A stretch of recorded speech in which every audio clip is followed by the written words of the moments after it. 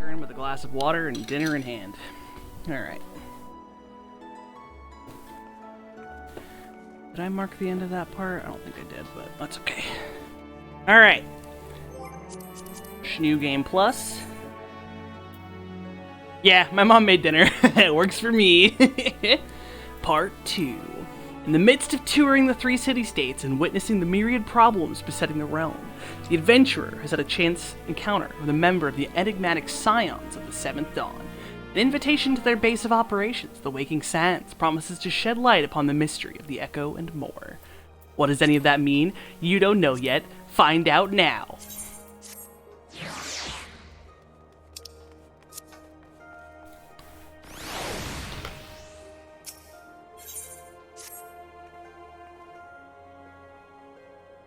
I thank you for taking the time to help me out. Now, I'm sure you're busy, so I'll come straight to the point. Word has it that some suspicious-looking buggers have been sneaking around in and out of the Sestasha Sea Grot, and I need a trustworthy source to head up to north of Aleport and find out who they are and what they're up to. Don't sound like much, I know. But it weren't so long ago as the Fishback's pet pirates paid us an unwelcome visit, and folk are feeling a bit nervous. If you would permit me, Master Batterin, I should be happy to elaborate. Well, well, if it ain't Chief Yellowjacket himself, to what do I owe this rare honor, Commodore Raynor? Come to make sure me patrons are behaving, or just thirsty? Neither, in fact. I was informed that you had requested an adventurer to assist in my investigation, and I came to offer what information I could sift from my recent reports.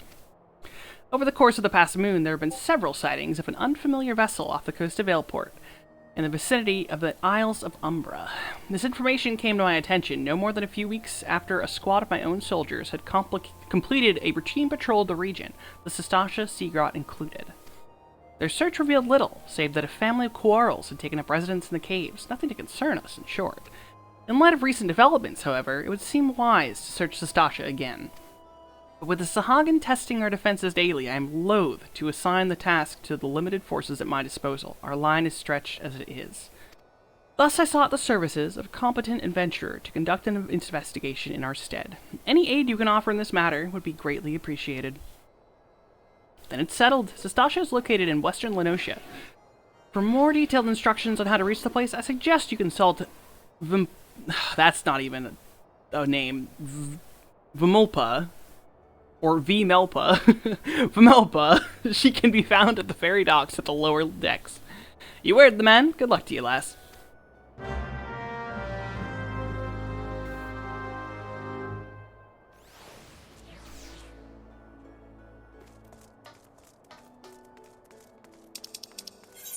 Alright, where's this Vimelpa? Over near Fisherman's Guild.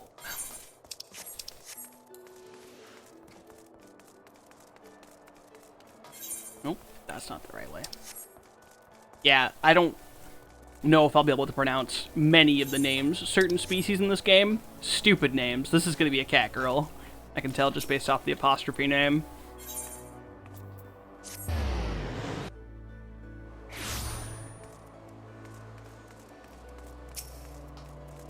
Are you a cat? Was I correct? Yup, it's a cat. You hear about the Commodore Raynor's investigation? Then you'll want to board the ferry bound for Aleport. Once you arrive in western Lenosia, though, you'd best pay a visit to the Hall of the Novice before you blunder into Sestasha. The Adventurers Guild runs the hall, and the folk there will prepare you, train you with skills you'll need to face the dangers undoubtedly waiting for you in the Sea Grot.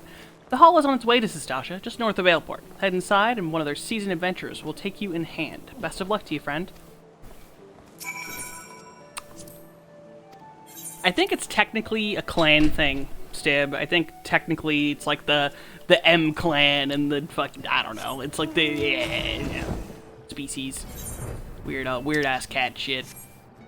This is Aleport. Normally you can't fly, but I want to go fast. We are speed. Hello, Hall of the Novice. I am Novice. Teach me how to not be novice.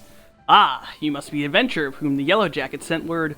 I hear you are to brave the depths of Sestasha Sea Grot. The occupants of those caves are rumored to be numerous, as they are bloodthirsty. No matter what the epic tales would have you believe, strolling into such a den of savagery alone would be the height of foolishness. No, you shall need companions. When you shall need the training we here at the Hall of the Novice can provide, I strongly suggest that you study the fundamentals of group combat before continuing on your mission. The smith here oversees the training schedules. Speak with him and you can register for exercises tailored to your particular field of expertise. When you have mastered all that our masters have to teach, then it will be time to head north once more. Report to the Yellow Jacket Scout at the mouth of Sastasha Seagrot, and he will furnish you with the details of your duty. Don't worry, guys. See that Burger King crown next to my name? I don't need no training. I'm a mentor. Yeah! Go on an adventure!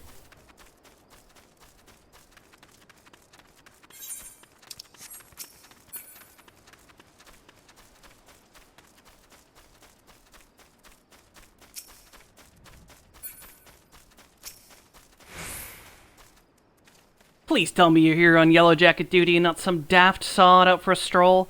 I can't take any more of this blasted waiting. You are? Thank the gods. I assume you already know the ship seen slipping around the Isles of Umbra. We've been on lookout for pirate activity ever since that vessel was sighted, thinking a crew of cutthroats might have a den nearby.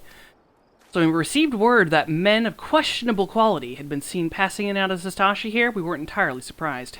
I've yet to see them for myself, but if this lot belongs to those fishback fancying serpent readers, well, you can imagine the panic it'll cause. The kidnappings are still fresh in people's minds. Anyway, your task is to poke around the caves and find out exactly who we're dealing with. While you do that, I'll be keeping watch out here, praying you don't spot any blue-faced tattoos. Alright.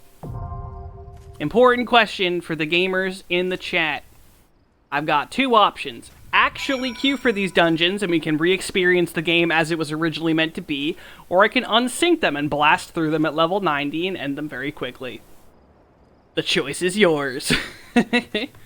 Experience the game the way God intended, or annihilate everything in our path.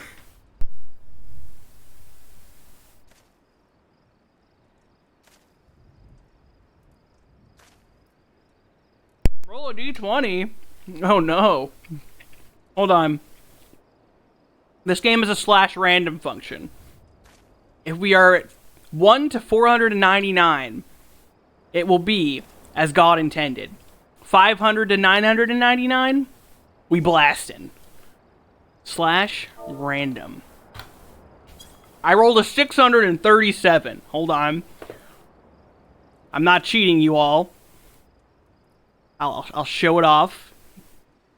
637, right there. As God intended? No, not in this house. At least for the first couple dungeons, because boy golly, are they boring as fuck. Unrestricted party. We are going in to the first dungeon of ARR. Sastasha Seagrot, level 15. We going in. I'm gonna pull the whole dungeon.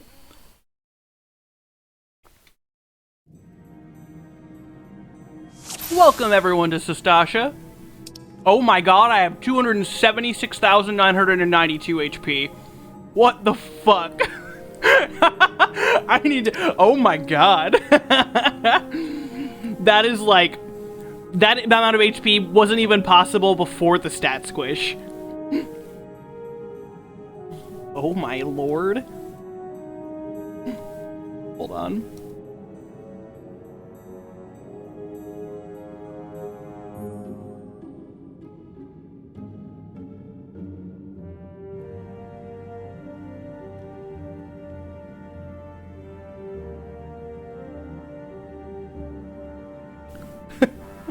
That is so much HP. Oh, that's fucking funny as hell. Come and get me, bats! I am a god! Now, in this dungeon, we got this bloody memo over here. This memo says, the captain likes his cabbage green. What does that matter, you ask?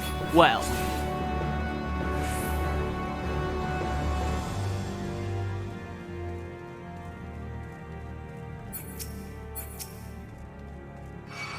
Die.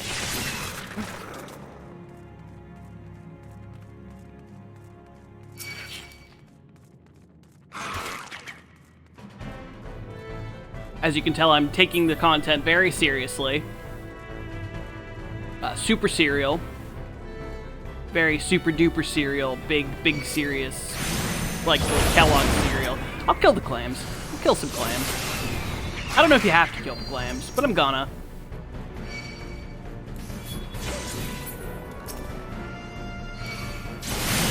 You can only hit the clams when they're open, when they're closed. This is very serious.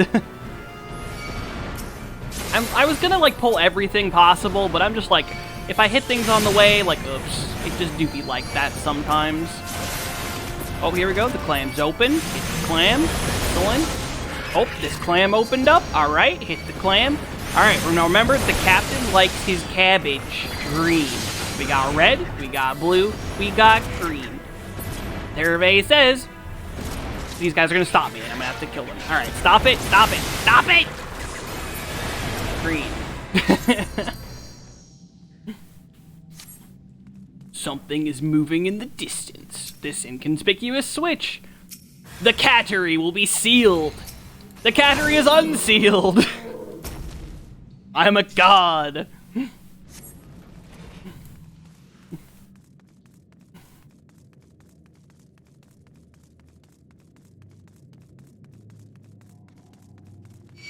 Tally-ho! Whoop! I win.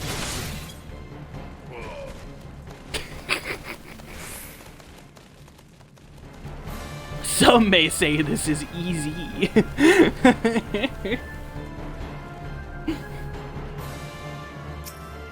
Alright, everyone, gather up. Come on. Get the squad. You guys too. Get over here. Come on. Come on, we got a door to open, which means y'all gotta die. Yep, you guys too. Come here. Come here. Alright, you guys can hit me. I'll give you... Alright, dodge, dodge, dodge. 20 damage, dodge. Good, good. Dead.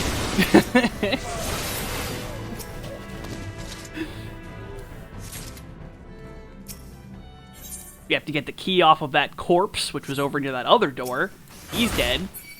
Oh, right, he also drops a key. Also, these people are definitely in some questionable circumstances. I'm pretty sure there's a side room, which is basically a sex dungeon, but we're not gonna question that. We're just gonna keep on moving. I'm pretty sure these pirates have some wenches that don't want to be here.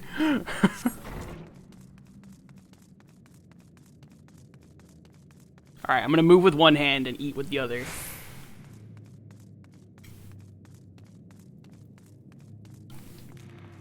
Oh, Captain Madison's back. Oh, Captain Madison's dead.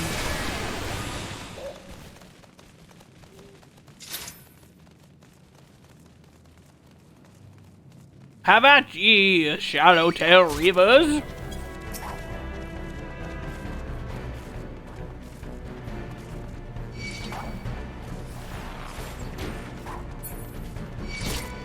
I'm disrespecting you. And boop.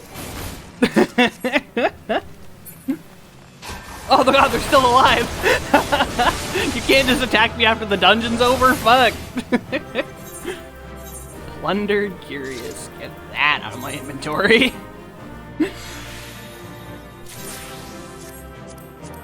I'm sure I already have the Sahagin Yu-Gi-Oh card I just got. Yep, super do.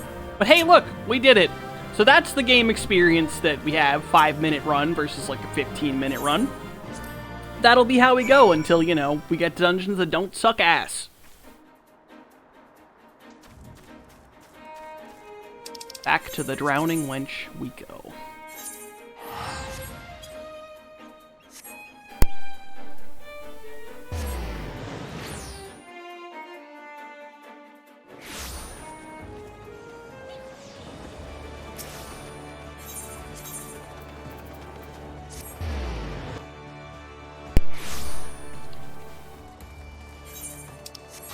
Honestly, I think I hate all of the ARR dungeons. I'm not gonna lie.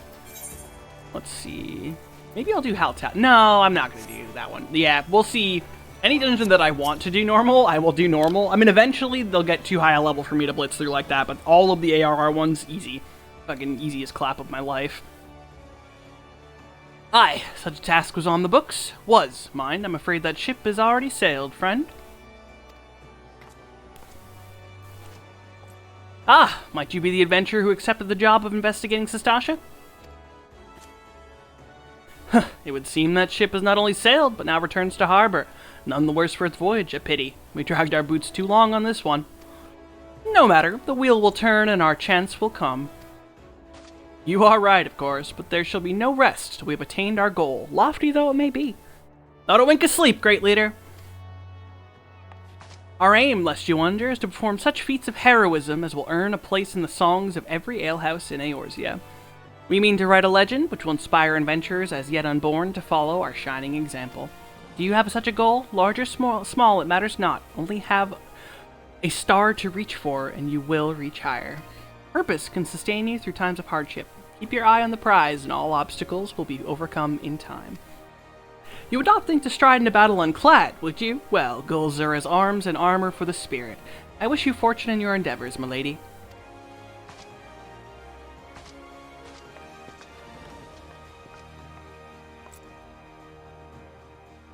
Back then, are ye? With all your limbs and a tale to tell, I'll wager.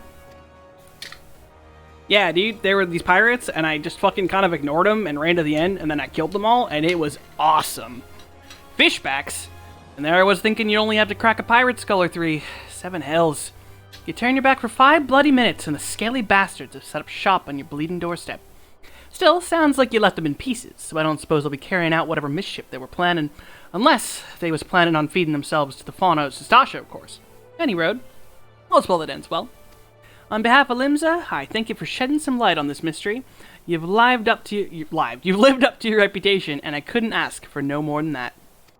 Now, I'll bet you're dying for a rest, but just in case you're not, I was wondering if you might be interested in taking on another job. It so happens that I've had a request from our dear sister guild in Gridania, see? Seems the forest folk are in need of a venturer who can get things done. For them to be asking for help like this, you can bet the task won't be no skip through a sunny glade, but after the way you dealt with our fishback infestation, I doubt it's anything you can't handle. Give us a shout when you're ready, and I'll lay it out for you.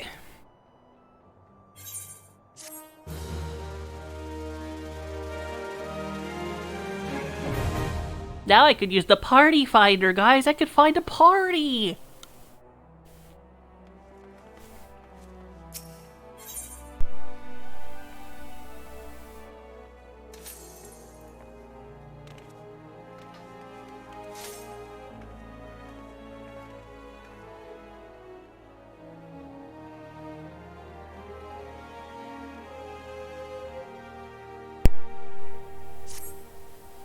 Ready to hear about that job, then?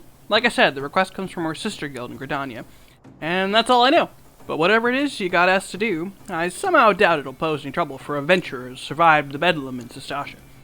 If you think you might be interested, you'll have words with Mother Mion and my counterpart in Gridania. Good luck, lass.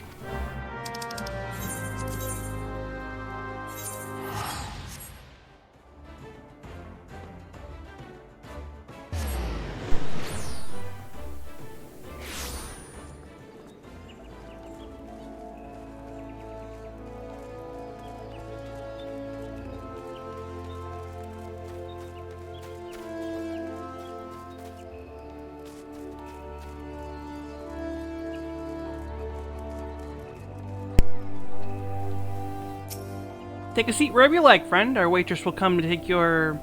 Oh, not here to dine? There, I hope that you're the adventurer Batterin sent word about? You are! Oh, the matron be praised. Allow me to introduce myself. My name is Mion, and the Carline Canopy is my place. With regard to the task in question, there's a fair bit to tell. Let me know when you're ready to hear the details, and I shall brief you.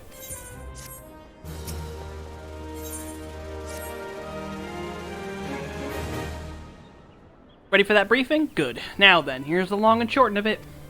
Beg pardons for interrupting, Mion, but our need grows ever more passing. Have none stepped forward? Ah, good morrow to you too, Bow Lord. Your need must be pressing indeed for you to honor us with a visit. Good news is, your journey hasn't been wasted. I'm pleased to report that we have a volunteer at last, and one who comes highly recommended at that. It's Robin. From Batman and Robin. My thanks for answering the call, friend. My name is Lewin, and I lead the men and women of the God's Quiver. Now, time is of the essence, so I shall proceed directly to the heart of the matter. We wish for you to nip a potential threat to Gridania in the bud. Beneath the central shroud, there lies an underground burial site called the Tamtara Deepcroft. The place was once a Galmoran settlement, but we Gridanians have long interred our dead there. Of late, however, shadowy figures have been skulking about the Deepcroft, and with ever-increasing regularity. Based on the accounts of various witnesses, we have suspect these individuals belong to the Lambs of Dalamud, a doomsday cult which sprung up prior to the calamity. These zealots have proven themselves dangerous in the past, and we leave them to their own devices at our peril. Ordinarily, we would have dispatched my best men to scour the Deepcroft with orders to flush the cultists out. Alas, the calamity decimated our ranks, and the limited forces at my disposal are constantly required to keep the Ixal at bay. The birdmen have grown restless of late, and I fear a storm may be brewing. In anticipation of this, I have been compelled to spread our forces throughout the Twelveswood, lest we be taken unawares. The situation so being, we must turn to others to deal with the Lambs of Dalamud. Can we rely on you to undertake this task, friend? You have my gratitude. Once you've seen to your preparations, make your way to the Deepcroft and identify yourself to the guard posted at the entrance. He will appraise you of the latest developments. That is all. Be careful out there, you hear? May the crystal guide you and keep you.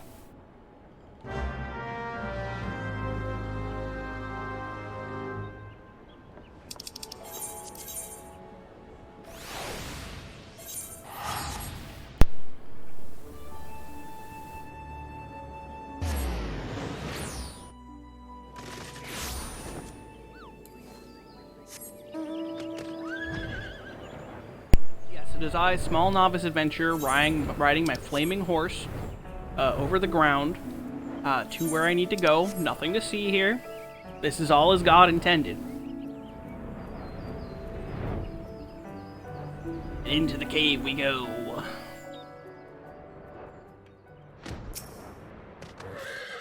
You're Kimleon Ironhide, I take it. Thanks for helping us out, friend. No doubt the Bowlord has already informed you, but your task is to enter the Deepcroft and purge it of the Lambs of Dalamud. In case you're unfamiliar with them, the cult emerged shortly before the calamity put an end to the 6th Astral Era. The cultists took the lesser moon Dalamud for their god, believing that it would deliver them from the devastation. And so they were rather disappointed when Dalamud exploded into 1,000 flaming pieces before it could complete its descent. Now, having seen their god turn to ash, one would think the cultists might feel moved to question their faith. On the contrary, it served only to stoke the flames of their fanaticism.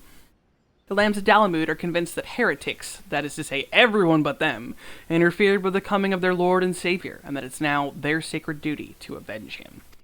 Whatever it is they're doing in the Deepcroft, you can be sure that no good will come of it. For the sake of Gridania and Eorzea at large, put an end to their madness. Dude, I can so end their madness. I'm a fucking god among men. Level 16 dungeon, level 90 character. Let's fucking go!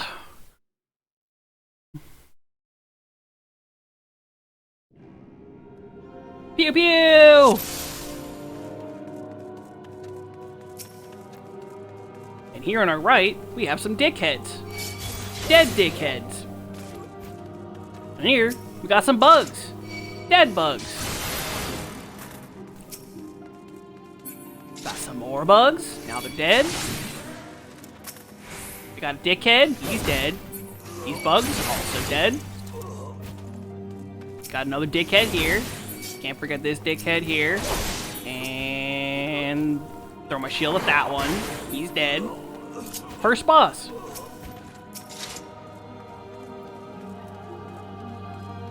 And they're dead. Now I touched this orb. Oh, nope, hold on. I forgot. There's a second enemy. He's dead. Now there's a ball. Gotta touch the ball. Make the tether go away.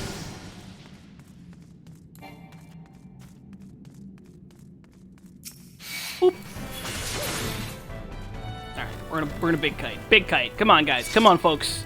Gather around. We're having a get together. Come on. Here's the next one. He's got 3 imps, and they're dead.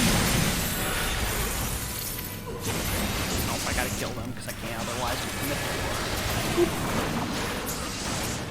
Oh, super don't want to touch the treasure coffer, but there goes that tether. I'm pretty cool. Boop. Boop. Come on. Party. Party.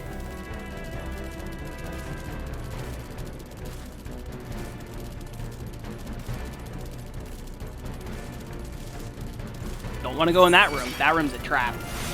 That room has nothing in it except for bad guys and a treasure chest. But even at this level, you super don't care about it. Party. Oh, I can run. Let's go. Now, this is, we don't want to touch the gate yet. We gotta go over here. We gotta go in here. And there's another ball. We gotta go touch the ball. Boop. Can I touch it before everything catches up to me? Yes, I can.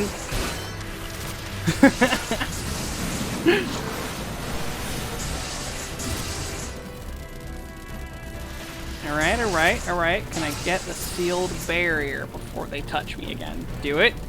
No? Okay, I gotta go. Bye. Boop. Oh, I missed it from a bug somehow.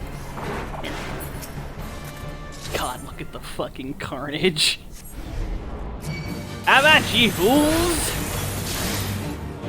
Octavial the Unforgiving. Alright, we did it. Touch the ball. Touch the ball. And now? Did you not cross our gates in search of blood? Come hither, children of the dawn. Boop. Oh my god, I didn't kill him right away. Oh my god, I'm not even a gamer. Now I have to kill his imps because otherwise he's invincible. Oh, I've dishonored my family. There we go. Now he's dead. Plundered Sabatons. Get out of my inventory. Alright, just like that, 2 dungeons down. You know, this game, some people say it takes a lot of work and it can be really difficult at times. No one says that, but we'll pretend they do. And, you know, it's just that easy. It just works. In the words of Todd Howard, it just works.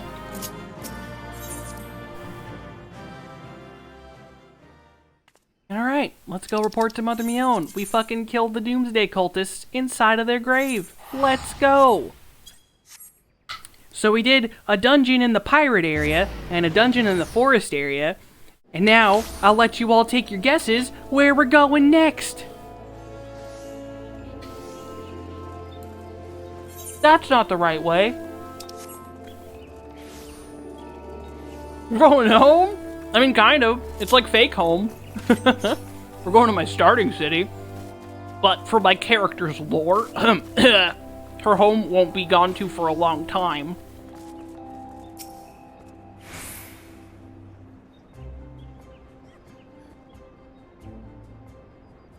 Welcome back, Kinliana. I'm reliably informed that your foray into the Deepcroft was a success. Nor did I expect anything less. Battaron's ringing endorsements left me with little doubt as to your capabilities. Even so, you are to be commended. Lord Lewin asked me to pass on his thanks. I must say, it's something of a relief to be able to call upon such a capable adventurer. Sadly, death has become an ever more common occurrence within our fraternity of late. Times being what they are, the guild is constantly inundated with petitions, and we are hard-pressed to find enough hands to deal with them all. While this means no shortage of work for able souls such as yourself, it also provides ample opportunity for the inexperienced to overreach themselves, with predictable consequences. As if to illustrate the point. Aver's gone, and it's all your fault. If it hadn't taken you an age to heal him, he would still be alive. But I tried. He bolted out of range before I could finish the spell.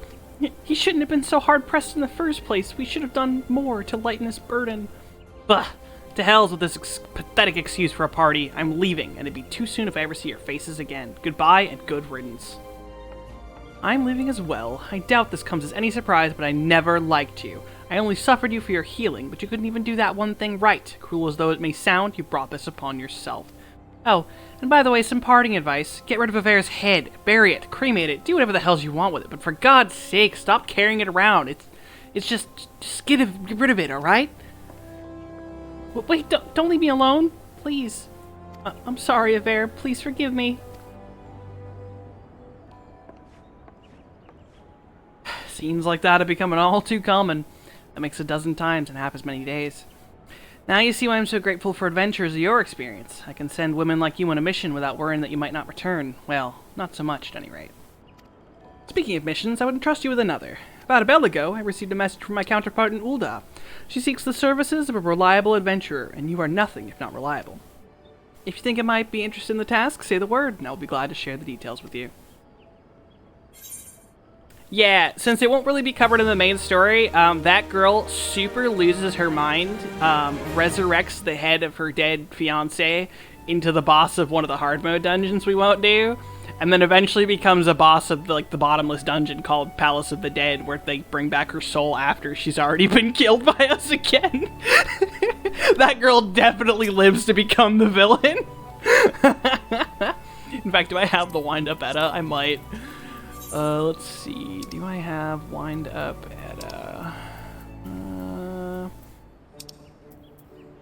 Yeah, she super gets a scythe and gets fucking crazy. I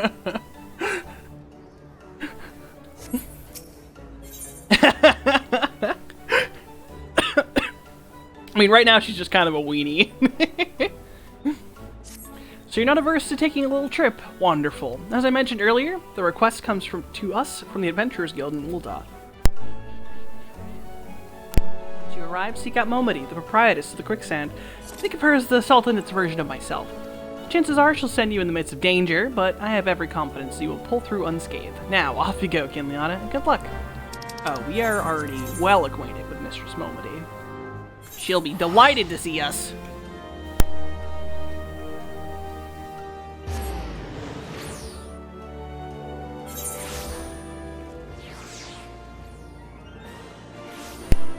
Yeah, like the opening of that dungeon quest starts with that Lullafell who was a douchebag to her.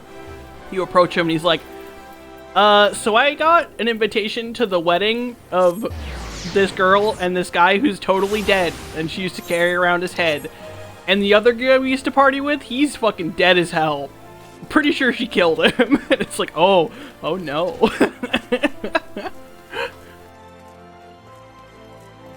Yeah, I'm pretty sure it's Tamtara Hard. Welcome to the Quicksand, friend. I'm a tad busy right now, if you wouldn't mind showing yourself to... Oh, it's you, Kinliana. And there I was spouting the same tired line.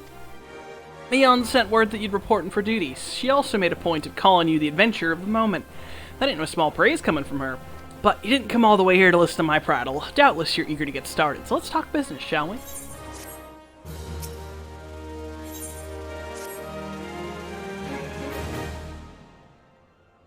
The petitioner ought to be arriving any moment now.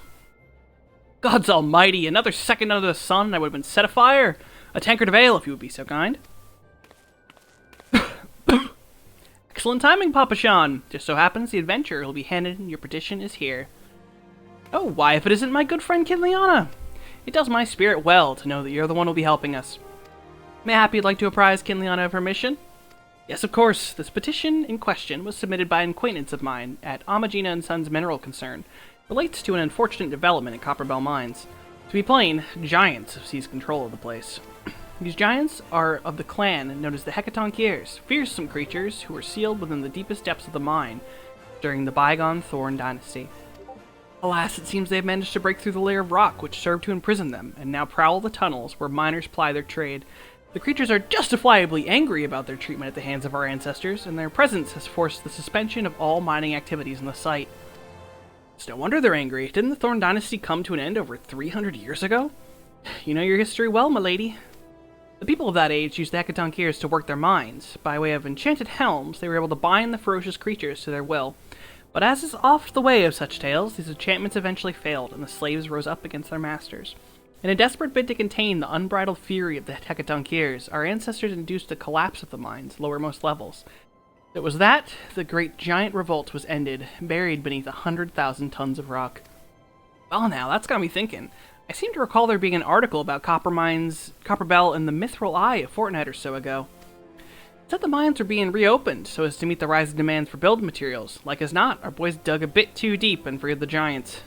Gods, to think the poor creatures are still alive and kicking after 3 centuries. That's a long time to nurse a grudge. They must be seething. Indeed, and that makes them a danger to us all. There will be no mining at Copperbell so long as they remain. For the sake of both peace and prosperity, they must be subdued. This is the task for which I would have you undertake.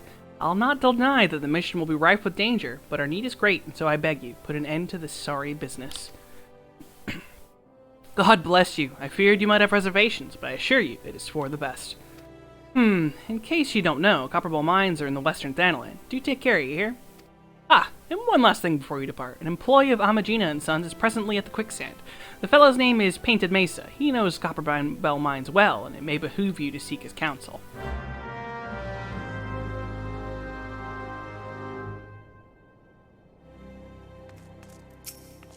Looking for Painted Mesa? You found him. So, you're into the adventurer who's volunteered to deal with the mess down in Copperbell, are you? You got guts, miss. I just hope you got the skills to go with him, because things ain't pretty down there. The Hecatoncheires have left the place in a right state, and nary a week after mine resumed. I don't know if you know this, but Copperbell was old when the Second Old Dynasty was still young, and it was abandoned centuries ago. If it hadn't been for the shortage of materials needed for the rebuilding effort, the concern would have never thought to reopen it. We knew full well about the giants beforehand, but the project went ahead anyway. I mean, nothing could possibly survive being buried under a mountain's worth of rock for 3 centuries, right? Wrong. The miners dug up more than they bargained for. One swing of the pickaxe too many, and they found themselves in the company of giants. Unless we can subdue them, the nation's glorious recovery will grind to a halt for want of aught to build with. The stone torches are keeping watch over the entrance in case the giants fancy some sunlight and fresh air. One of them will be able to show you the way in. The hope of the nation's resting on you, friend. Good luck.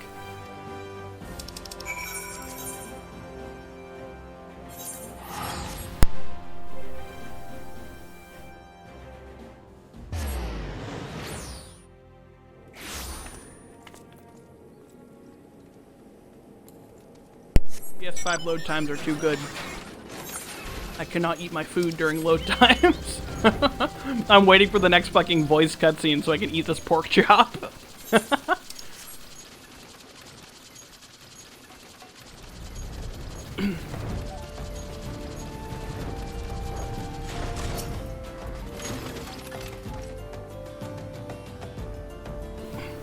There's been an incident inside Copperbell Mines. We're here to ensure that its effects are contained, but for your own safety I suggest you stay well away from here.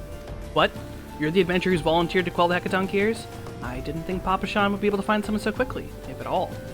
The giants are content to wreak havoc inside the mines for now, but it's only a matter of time before they think to come outside. The sooner you see to them, the better. Make ready as best you can, and enter at will.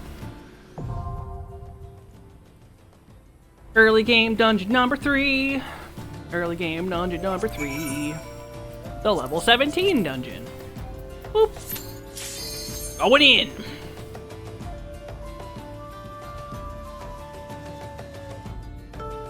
This dungeon has the fucking dumbest boss on the planet.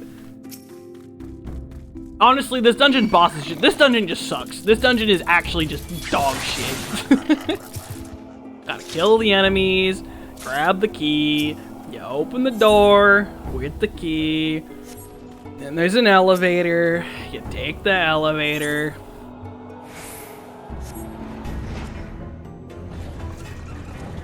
Think about the meaning of life on your elevator. Don't worry, it's not the last elevator.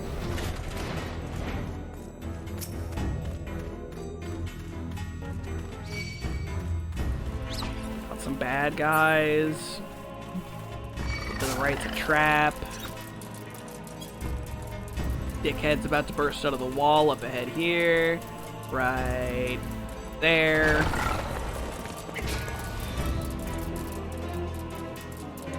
To the left is bait.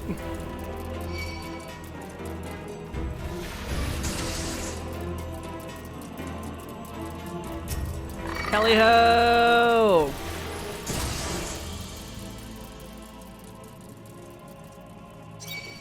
Dickheads, dickheads, look at all the dickheads. Oop.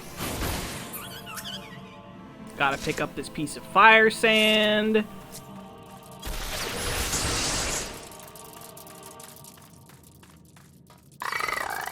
Get all the friends I have. Some of them are pathing back. This is the first dungeon that did that. And we also have to pick up this fire sand. Ooh, I wonder if I'll be able to get it before they touch me.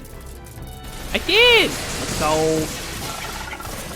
Now I gotta put the fire sand in the powder chamber. That's not gonna happen. Okay. sirs. Boop. Alright. Gotta put the powder that you picked up in the powder chamber, and then you gotta press the blasting device to blow up the powder.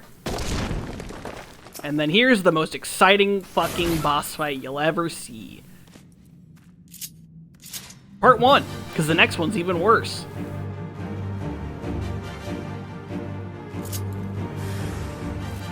Got a couple of dickheads that spawn in. We got dickhead number 1, dickhead number 2, dickhead number 3, dickhead number 4. I accidentally waved at it. Dickhead number 5. There's a dickhead from above. Alright. Got some more. There. There. There. There. Up here.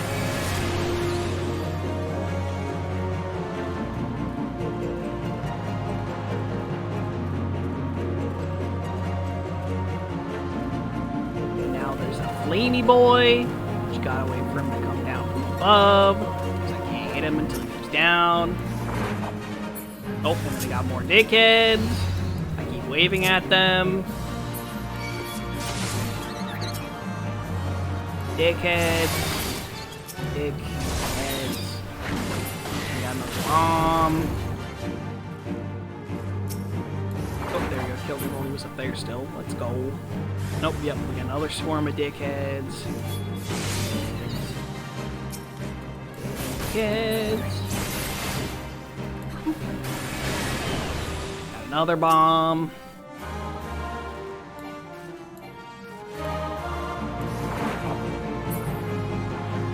And finally, the boss comes out.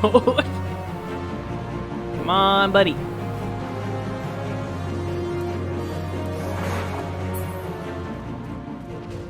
He drops a tiny key with which to open the door.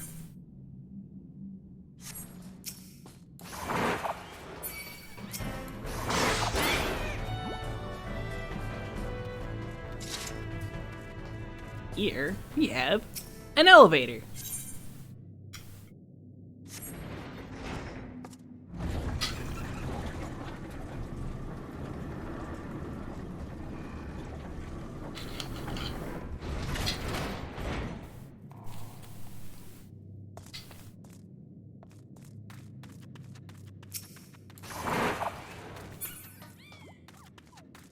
Right. You gotta go in the side rooms to kill the bombs, to get the blasting powder, to blow up the door. Blasting powder.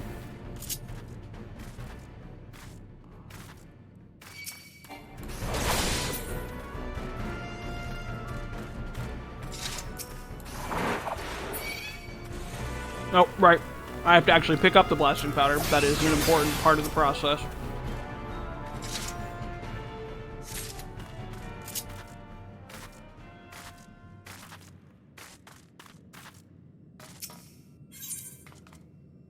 Put it in the chamber, press the button, blow up the wall. Now here for the dumbest boss you've ever seen in your goddamn life. So this boss takes no damage, I don't think. Or maybe I can kill it right away, in which case, dear God, I fucking hope so. Please tell me I can just kill it. Oh, I can't. I hate this game. Okay, nope, I can still chip it down. So yeah, see how it's not dying very fast at all? Even though I'm doing thousands and thousands of damage? Normally, you gotta fucking kite it around like an asshole until a bomb spawns in, and then the bomb has to blow up the pieces to make them smaller, and you basically can't kill it until you're down to like the tiniest pieces. The DPS can't even do anything. And you just gotta fucking sit there and twiddle your thumbs. Occasionally an enemy will show up trying to kill the bomb that spawns in, but in order to spawn in the bomb, you gotta hit the blasting device, which means like the healer's hitting the blasting device. The DPS are literally sitting over there on the docks, and the tank is just sitting there getting hit by this thing, because you can't do, like, look how much damage I'm doing to it, and it's not dying. Imagine doing this at level 17.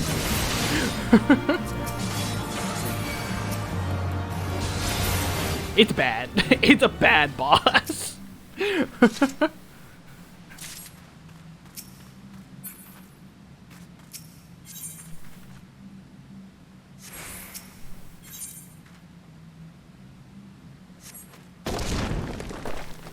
Alright, but now we're more or less free to run to the end. Going in.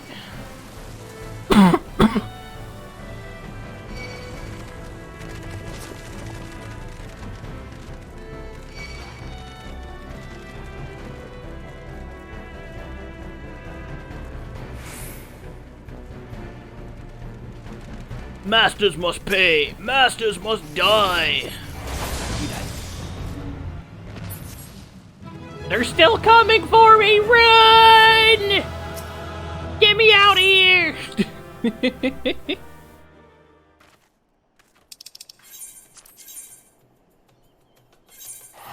As God intended.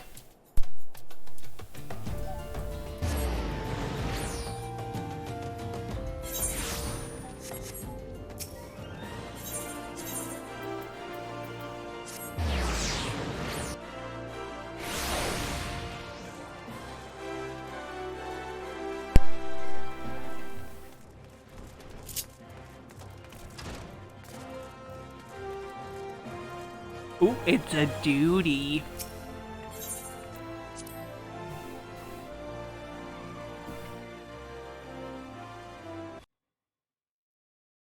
Ah! The Conqueror of Copperbell returns. Thanks to you, our mining operations can resume, and Olda will have the materials she needs to rebuild. The entire nation's in your debt, friend.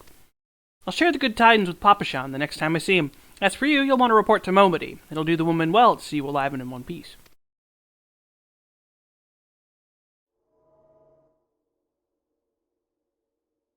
No!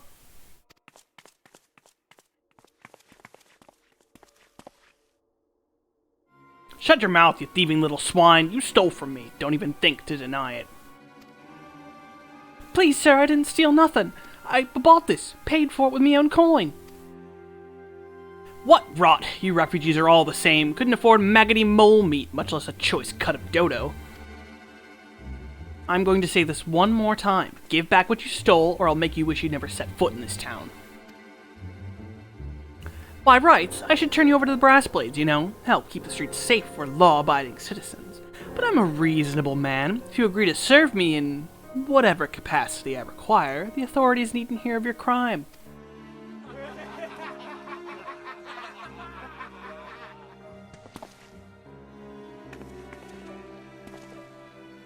But I ain't done nothing wrong. 12 is me witness.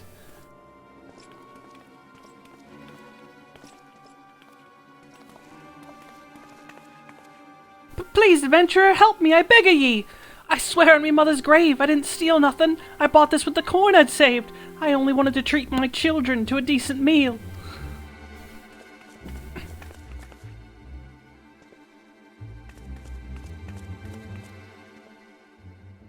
And who the hell are you when you're at home? This dog's master? I've had enough of this mummer's farce. You lot teach them a lesson.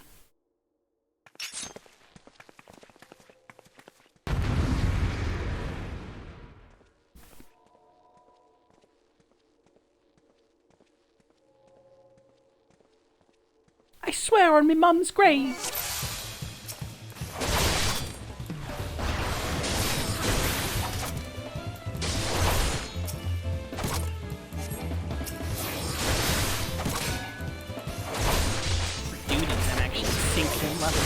This is the level 21 experience. I hit one button, and then I hit the second button, and then I hit one button, and then I hit the second button. And now I can do an AoE where I can spin like a Beyblade.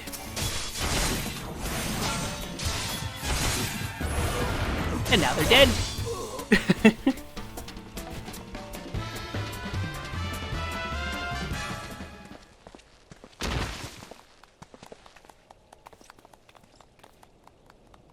I ain't getting paid enough for this.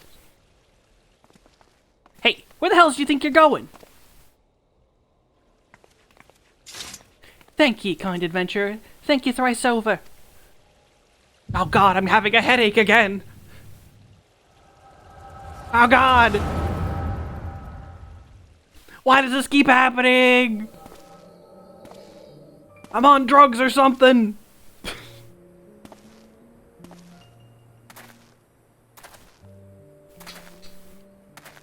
I'd swear there were more refugees than when last I looked. And you wouldn't be mistaken. But it's been 5 years since the calamity. Why are they only coming here now? It's simple, really. While a number of hamlets survived the immediate aftermath of the calamity, many were no longer able to support their communities. The residents found their lands had either been rendered barren or cut off from trade routes, and problems like those ain't easily solved. Though they tried to make the best of it, it's only a matter of time before they were forced to abandon their homes and seek new life in the city. I see. But the calamity affected the whole realm, didn't it? Is the same thing happening in other cities? If the talk is true, yes. Though perhaps our situation is more pronounced. Ul'dah has a reputation for being prosperous, so it's natural that the refugees would want to try their luck here first. My heart goes out to them, it truly does, but I would be lying if I said I wasn't apprehensive. I hope their presence doesn't foment lawlessness in the city. Well, if things do take a turn for the worse, we always have the immortal flames. I dare say the brass blades would welcome their help. The heroes who fought the Garlean Empire, patrolling the streets for riffraff. It may well come to that. Impoverished and desperate as they are, you may be sure that some of the refugees will turn to crime. You know what this place is like. If you've no coin, you've no hope. What will become of our city? Not all refugees are bad, mind you. Some are able to find employment and lead honest lives. Dodo tenderloins! Get your dodo tenderloins! Guaranteed cheapest in Thanalan. Thank you for your custom, madam. Please come again. Looking around, you'd think that Ul'dah was well on its way to recovery, but peer through that veil of prosperity and you'll see no end to the misery and suffering.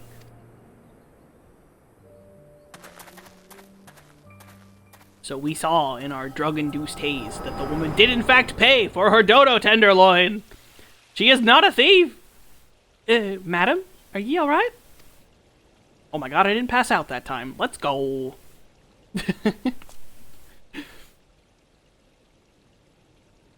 What now? You mean to threaten a defenseless citizen?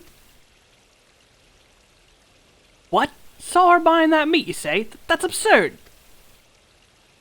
Aye, as did I. Leave the poor woman alone, you damnable vulture. Who said that?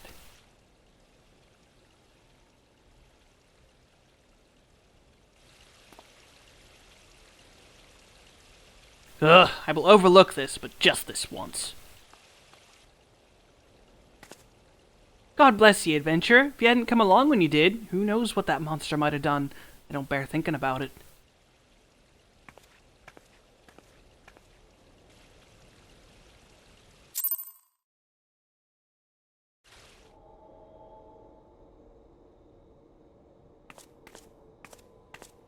All's well that ends well. We meet again. Pray do not mistake my intent, for it is always honorable, but I have been watching you ever since you departed Ul'dah. You played the part of envoy to perfection, confident as a woman on a diplomatic mission should be, yet unfailingly courteous to your betters. And when your travels led you into the midst of danger, you faced it without so much as a flinch. You, my lady, are quite a marvel, and I confess being quite taken with you. Ah, but my lavish praise continues. Most of all, I was struck by your readiness to aid those in need, even when words were all the reward you could expect to such. Such selflessness is a rare thing in this day and age. All of which leads me to conclude that you are indeed the one for whom I have been looking for, an adventurer possessed of a very rare set of qualities. To be sure, your rescue of that damsel in distress was more of a happy accident, but rescue her you did, and that is what mattered in the end. I feel as though I should mention at this point that I also harbor a burning interest in a certain talent of yours. I speak of your visions. You have been experiencing visions, have you not? Well, it just so happens that I know a woman who shares your talent and can help you understand it. She and I belong to the same organization, and we should both be delighted beyond words if you agree to join our cause. Naturally, there are benefits to being part of such a collective. For one, we should be glad to assist you in realizing your potential as an adventurer. You need not give me your answer now. Think upon it, and if you feel moved to help us, as I pray you shall, speak with Momodi, the ever-lovely and youthful mistress of the quicksand.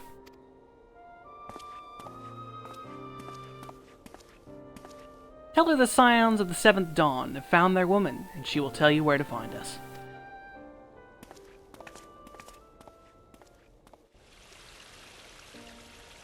Scions of the Seventh Dawn? That sounds important.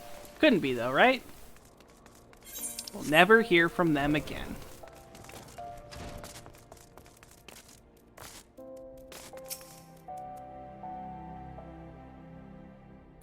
Huh.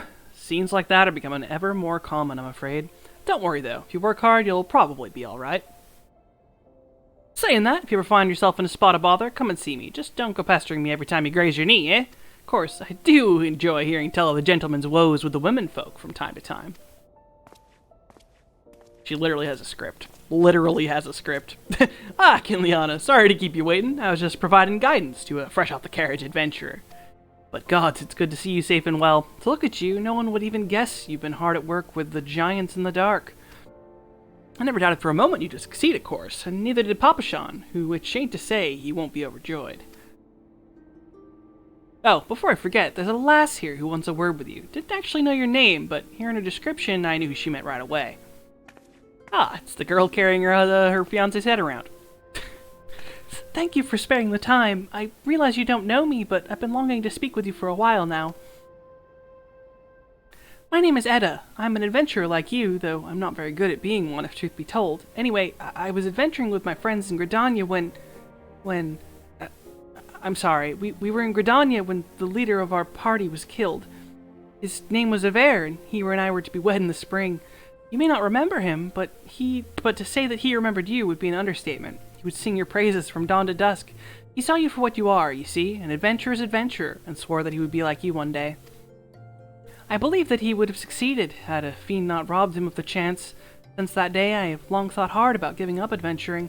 But when I think of the woman you are, of all that you've achieved, I find that I'm inspired, just as Aver once was. And so I've decided to start again as an adventurer. I will go back to the village of my birth and begin my training anew. But I wanted to meet you first, to ask your name. Kinliana Ironhide. I shan't forget. Thank you, Kinliana Ironhide. I pray that we meet again. Fare you well. Yo, Grand. Adventuring can be cruel bleeding business. Time was, I didn't know why anyone would bother. When they asked me to take charge of the guild here, I didn't want aught to do with you lot. That would be a right pain in the arse looking after you all. But against my better judgment, I decided to accept the post, and I'm full glad I did. I feel privileged to be part of your lives. The same goes double for yours, Kinliana. Eh? What'd you say? You want to know about the scions of the Seventh Dawn? They're beginning to move in earnest, then. Listen, Kinliana, the scions ain't no ordinary folk, and the work they do ain't no ordinary work.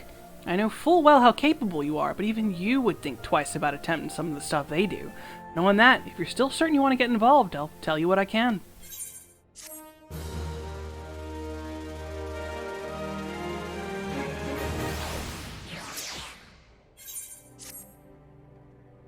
So, you want to know more than, do you?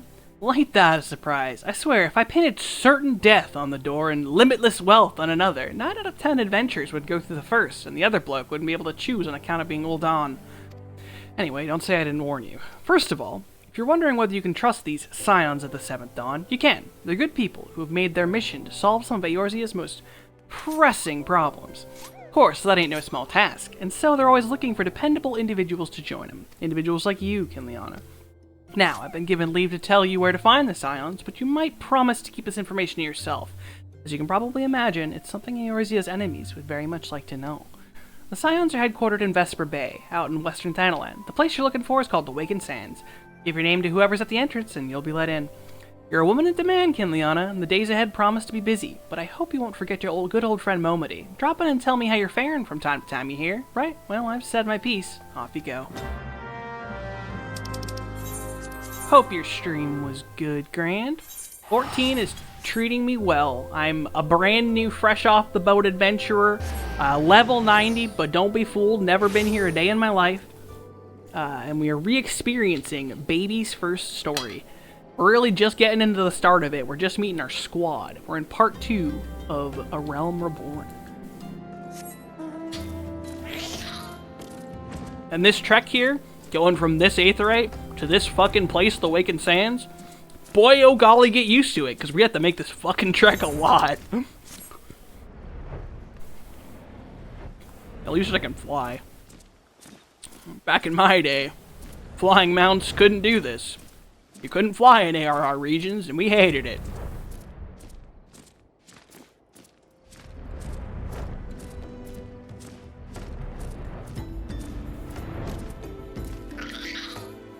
Ah, and here we meet the villain of the story. Not true, but everyone wants her to be.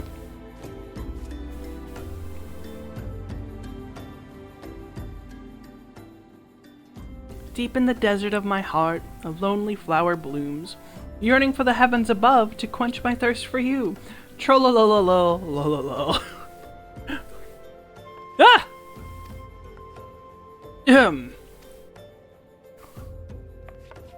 I would thank you not to sneak up on me like that. Now please be advised this is private property. Unless you have pertinent business here, I must ask you to... Hear the behest of Thancred? My sincerest apologies. May I please have your name?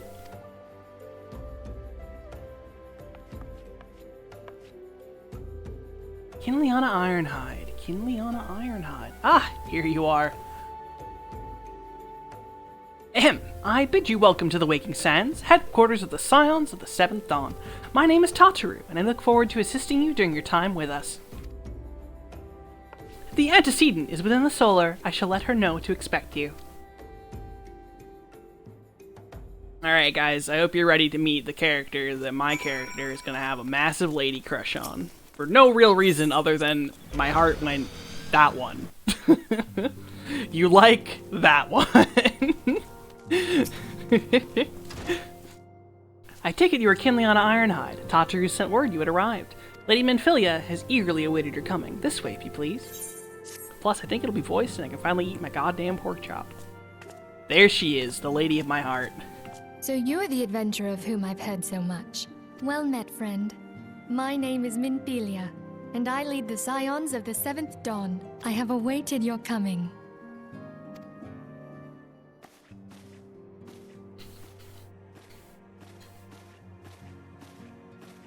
Please, be at ease. You are among friends here.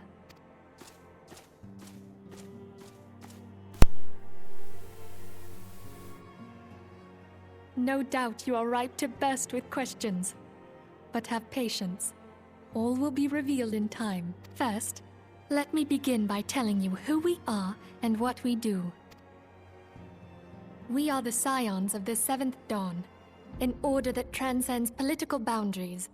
Our single objective is the preservation of the future of Eorzea. Among our gravest concerns are the godlike beings known as the Primals. Their existence is a bane upon Eorzea, nay, the world at large, and we have striven to find a lasting solution to the threat they pose. Our order is home to a number of individuals who, like you, possess a rare and special talent. This talent takes various forms, but one holds particular interest for us. Tell me, have you ever experienced a sudden, inexplicable loss of consciousness? Have you ever had the sensation of being pulled away from reality? Felt as though you were hovering in space, a mind without a body? All these things are the manifestations of your talent. Yours is the power to transcend the boundaries of the soul, a power known as the Echo. The Echo allows you to pass through the walls of a man's soul and hear the resonations of his past. You will be there in his memories and see things as he saw them. You may even interact with that which you see, though you cannot change the outcome of events. For another blessing, the Echo will enable you to know a man's mind even if you cannot comprehend his words. In short, the Echo is a truly extraordinary power, and this power is strong within you. It is only a shame that we cannot use it whensoever we choose. That's right. I too possess the Echo. With that established, let us return to the subject of the primals. So long as they exist, the realm cannot take so much as a single step towards true peace. Measures must be taken. Measures which transcend boundaries, be they of faction, race, language, or creed. And to do so, the Scions require the aid of those with our talent. Make no mistake, the Echo will be instrumental in dealing with the primal threat. Without it, we cannot hope to save the realm. I know not what it is you desire for yourself, nor what it was that first brought you to Eorzea, but I firmly believe that the power we possess was given to us for a purpose. Why else would the gods entrust man with a gift so extraordinary, if not to have him use it? And so I implore you, lend us your power.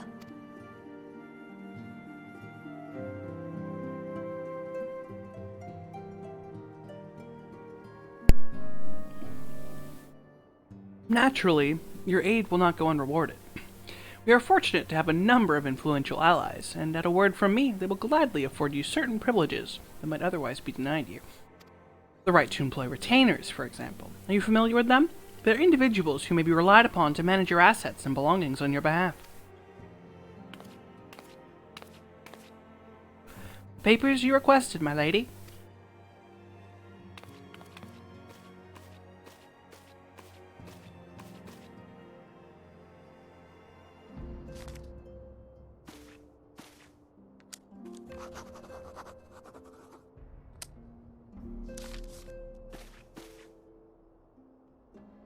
Thank you, Tataru. The pleasure is mine, my lady. By way of a welcoming gift, I've taken the liberty of adding your name to the retainer's registry. As of now, you are entitled to employ the services of a retainer. You'll need to consult a retainer vocate regarding the particulars of this arrangement, but believe me when I say that retainers will prove invaluable to you in your adventuring endeavors. Let this gesture serve as evidence of our commitment to do all in our power to facilitate your personal objectives. In return, we ask that you aid us to the fullest extent of your talents. A mutually beneficial relationship, I'm sure you will agree, and one which serves the greater good besides. Well, that was a veritable lecture, was it not? Forgive me, but it's important that all concerned are aware with what is expected of them. Now you know our purpose and what we can offer you. I invite you to consider joining us. When you have come to a decision, you may tell me without fear of censure. In good faith, I shall entrust you with the Order's password, which our members use to reach one another when in the field. It is Wild Rose. Pray keep it safe.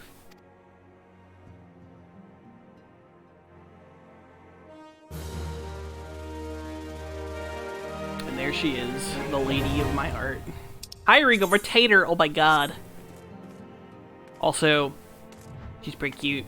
She's only gonna get cuter. He's gonna get edgier. She's gonna take her mask off. We're not gonna talk about the potato. And he's gonna get hot. We Scions have but one objective, to safeguard the future of Eorzea. Among our gravest concerns are the godlike beings known as the Primals. Long have we striven to find a lasting solution to the threat they pose.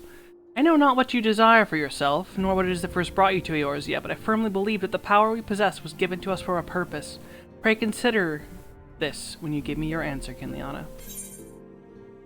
I will go whither the wild rose blooms.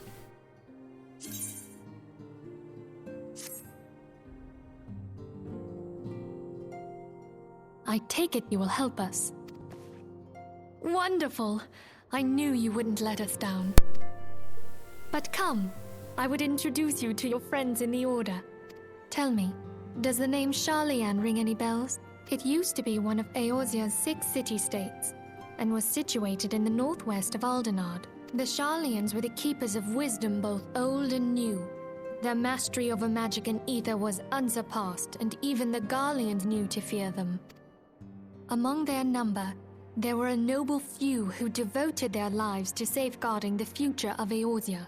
When the realm began its descent into chaos, and their countrymen fled for the motherland, they alone chose to remain here. These noble men and women were called the Archons. Those same brave souls stand before you now. The masked woman is Ida, and beside her is Papa Limo. The two are charged with surveying the Twelveswood. Hello there. Welcome. Okay, my turn to introduce someone. That there is Thancred. He is our man here in Ul'dah, Jewel of the Desert. Welcome to the team. I never doubted that you'd come. If I may, the lovely maiden beside me is named Y'shtola. Limsa Lominsa has the pleasure of being under her care. Greetings. Last but not least is Urianger, who presides over all affairs within these halls. Pray seek him out whenever you have questions. Dawn may banish even the darkest night. The words of a dear friend. I'm glad of our meeting. At the Battle of Carteneau, our leader was taken from us. Oops. But we did not stray from our purpose. We sought out Minfilia and others with her talent, and together established the Scions of the Seventh Dawn. Along with the Archons, those blessed with the Echo play a pivotal role in our endeavor to forge a brighter tomorrow for the realm. Oh, I should also introduce you to Tataru, our clerk. She ensures that everything runs smoothly. Night, Grand. Hey. Also, hey, Wiki, I'm playing the original game for the people. Those who cannot enjoy it, instead can enjoy it through me.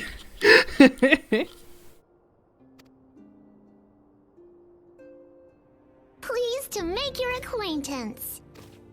In time, I hope you will come to think of us as family. But without further ado, I would assign you your first task. Urianger, have the documents arrived from the students of Baldessian? Aye, my lady. They arrived but recently. We have received a request for aid from the Immortal Flames. Thancred, would you do the honors? It would be my pleasure. Some days ago, a crystal caravan registered to Amagina and Sons Mineral Concern was waylaid and divested of its cargo. But there is more. Within a bell of the robbery, several people were reported missing from the shantytown outside the city. At a glance, one would assume the involvement of bandits, kidnappers, and coincidence. Such crimes are hardly uncommon, and the Immortal Flames deal with their like almost every day. However, this time we have reason to believe that a primal is involved. Aye. The evidence left behind implicates the Emolja, who are known worshippers of Ifrit. If we then consider the objects that were taken, there is no room left for doubt. The crimes were committed in the name of a primal. That you may better understand the nature of our struggle with the primals, I would have you play the leading role in this investigation. You have my thanks. If there is aught you wish to know, I recommend you speak with Thancred. He is well versed in the affairs of Ul'dah. Ever at your service, fair lady.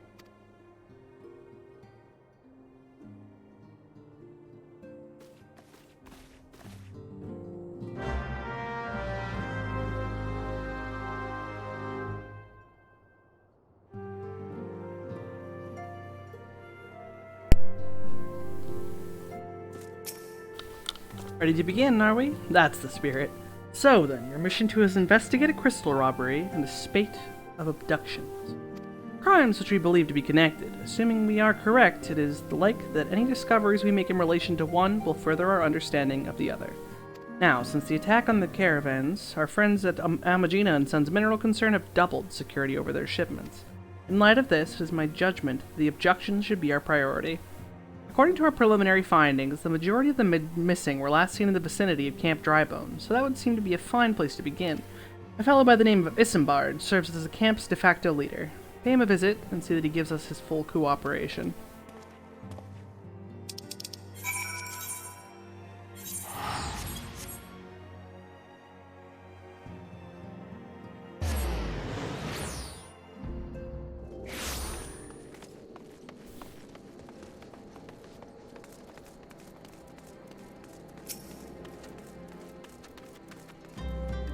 Hi, I'm Isambard, here to search for the missing folk, I take it? Minfilia sent word that an adventurer fitting your description would be along. She also warned us to be wary of the Amalja. Seems we know who the culprits are at the very least. Now, I bear no official title at this camp, but the people here have come to look for me for leadership. You have my word that I'll do all I can to help see the victims safely returned. Let's get right to it then. Minfilia names the Amalja culprits in all this. You would do well to investigate them first. Much harm has been levied on these lands by Amalja hands. The flames burn where they might, but their light cannot save the darkness in all places at all times. There have been brutal murders of callers at the Church of Saint Adama, Landama, innocents wishing no more than to pay their respects to the dead. The poor souls deserve a proper burial. I would see to the deed before mongrels catch their scent, but I know not if the Amalja still linger. Would you secure their remains for me, friend? You will find them on the eastern road. 12's willing, you may even learn something of what the Amalja seek in this area.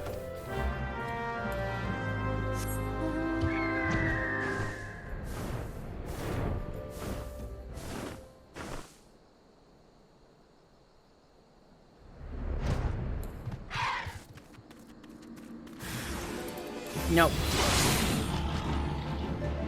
Time to pick up some corpses! And they turn into flowers in our inventory. Tasty, tasty corpses.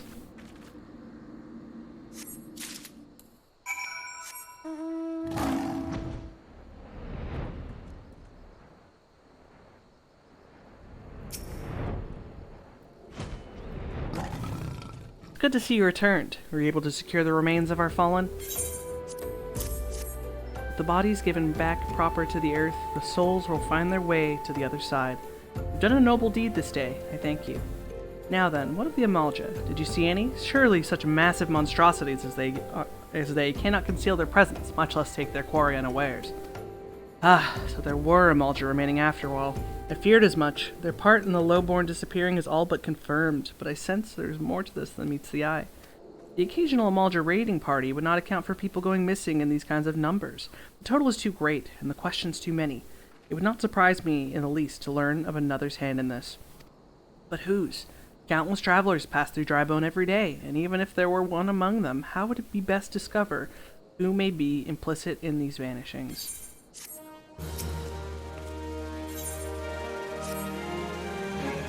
Let's say we turn an eye to the common folk themselves. It may be among them that we find the reason for these vanishings, 12 forbid it be so. There's a merchant by the name of Ungus, who was born here in Drybone and grew up in the Golden Bazaar. A rough character, but he knows the people here better than anyone else. I'd wager he's at the inn, quaffing away the day's earnings. Here, I'll write a note for you to show him, else he's not like to speak with you.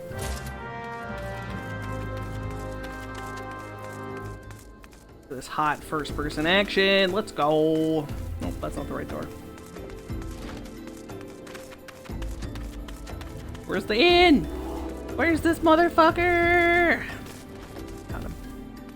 Hello. Oh, it's you. Hi, dickhead. Blech. Well, gods be damned. You're that bloody adventurer who threatened me back in Ulda. What in the seven hells do you want with me now? Dear friend. Missing people, please help. Yours, Isambard. Folk around here are as wary as they come. They'll turn tail and run if you so much as pass wind nearby. Played them all for fools and coaxed some hard labor out of them, I did. If anything, they're even more timid than before, what with all the disappearances. You can go talk to them yourself if you don't believe me.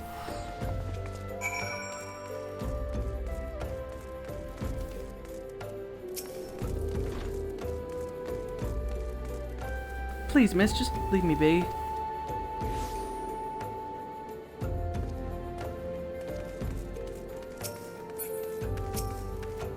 I've nothing to say but this. Thou'll take who or whatever's been feeding off us low folk.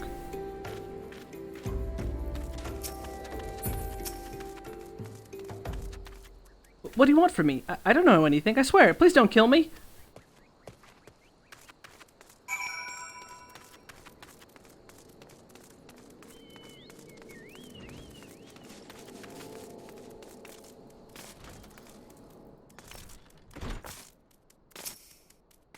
Just as I told you, wasn't it? The whole lot of them were terrified.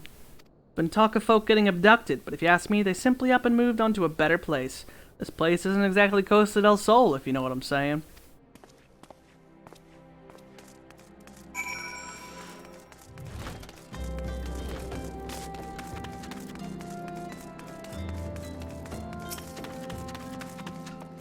Welcome back, Ileana. Have you learned aught of import? I see. I suppose I should have expected as much from Ungist. Well, another thought occurred to me in your absence. The common folk are nothing if not fervent in their religious beliefs. Perhaps if they speak freely to their gods, then the clergy may know something of use.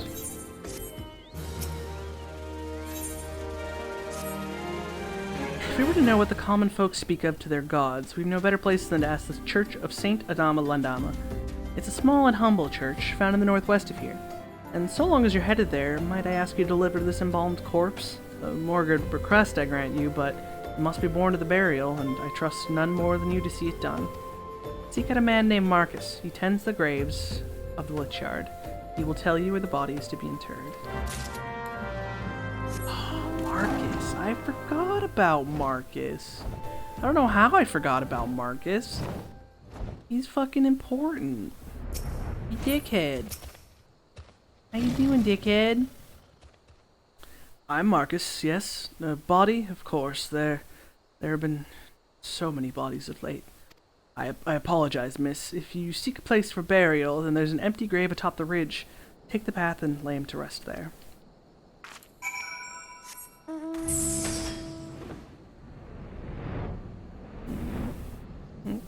Too far? Top the ridge? Where are we going? Where am I dropping this body? Up here? Up here. Imagine walking like you're supposed to. Not in this house. You just... Oh, okay, I actually have to bury it. I was gonna say we're just gonna leave it there. My legs! Oh, come on. I can jump that fence. Thank you. Hey, Marcus, buddy old pal. May they all walk in Thal's realm. What? Missing people? I'm afraid I can't help you. But maybe Sister Orkin can. She's been kind to me. Everyone's been so kind. I don't know why, though. Pardon me. You'll find Sister Orkin within the church's walls.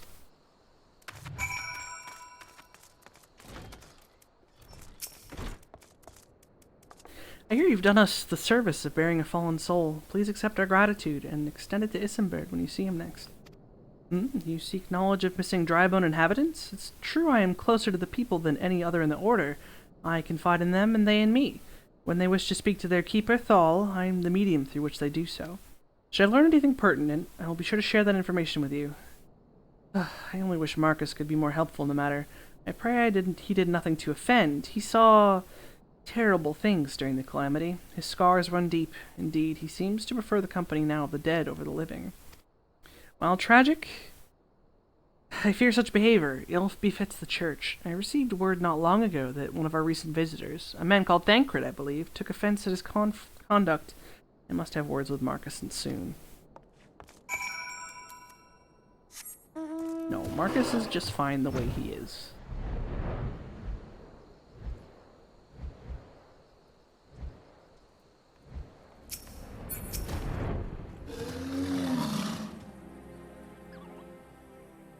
Thank you, Kinliana. Burial is no easy thing, even when the departed is a stranger.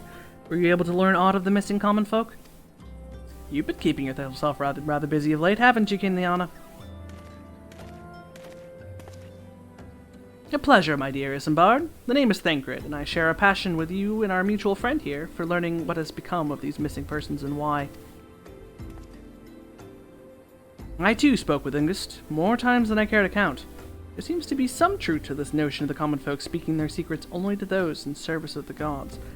Prostration, prayer, penance, abject deeds done but behind closed doors, away from prying eyes. Who better to take the pious unawares than she who takes confessions, the sister good Orson herself? Orson? She wouldn't. She couldn't. Even the most beautiful roses have thorns, my friend. And you'd be wise to keep an eye on this rose. Still, the Lich Keeper Marcus. I swear to the 12 I've seen that face elsewhere before.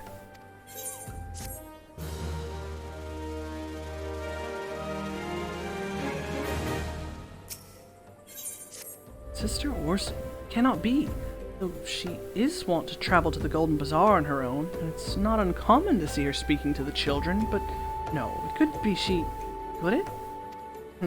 I grow weary of these suspicions. I know there's one child in particular that she's fond of. Pray seek out the boy, Kinliana, and see if you cannot glean something from him about Orson's activities.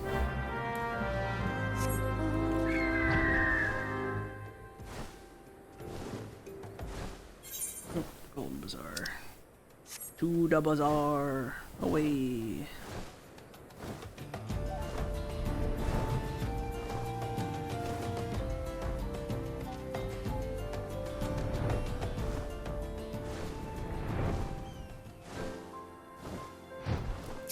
Hello, uncombed urchin. Please help. Sister Orson went out on her own and hasn't come back.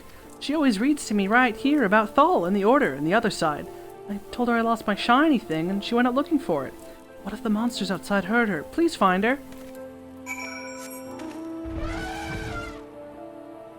I'll just ride my elephant into battle, don't mind me. Oop. Excuse me, Mr. Tucko Tucko. Get out of here.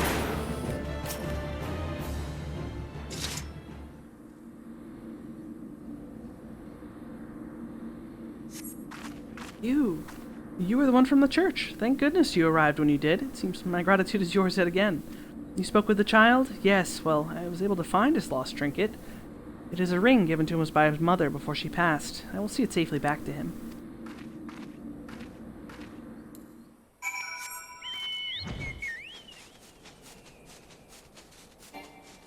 What do you mean I can't fly any higher? Video game. I want to fly higher.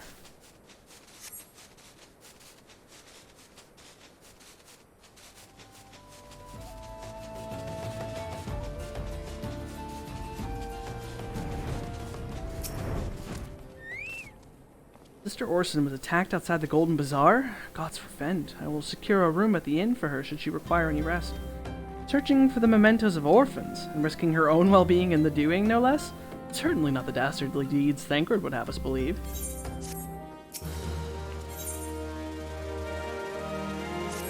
I'm well glad I reserved that inn room for our Sister Orson. It seems she received greater injuries from her attackers than she initially let on. Thankfully, she's expected to make a full recovery.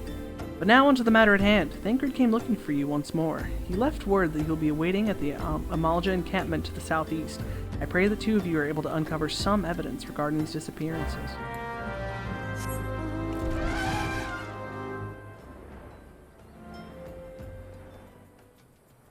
Excuse me, I'm pressing the auto run button. Why you no auto run? Auto run! Thank you.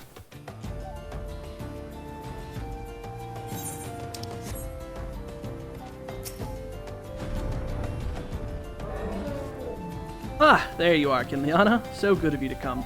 Indeed, I've heard all about good Sister Orson. Isambard said her wounds were serious. It would seem my suspicions about the poor Rose were misplaced. But false though they were, perhaps my suspicions were not entirely without merit. Whilst following Sister Orson near the Golden Bazaar, a band of Amalja caught my eye. I tracked them as far as this encampment, but, well, let's say that I would much prefer to keep my distance and remain here. This, of course, brings me to why I requested you, dear Kinliana. Would you be so kind as to take a look inside?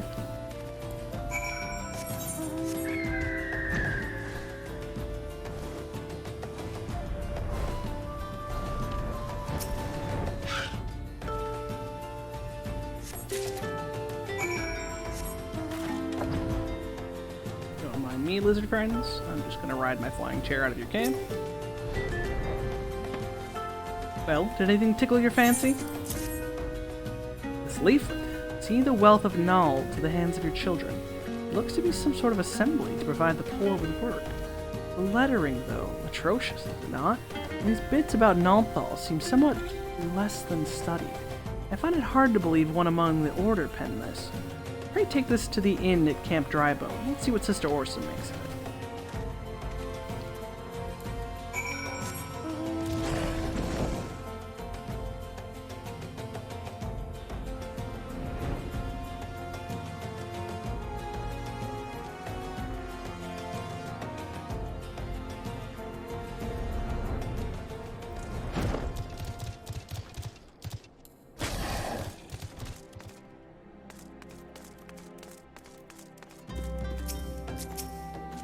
Savior comes again. To what do I owe the honor this day?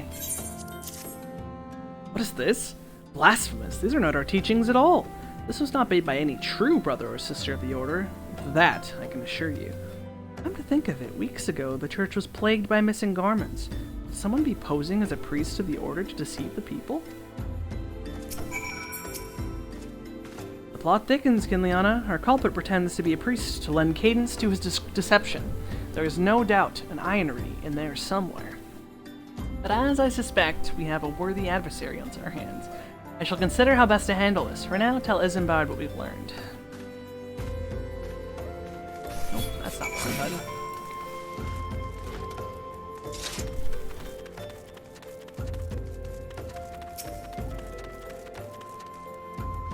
Posing as a priest? To think.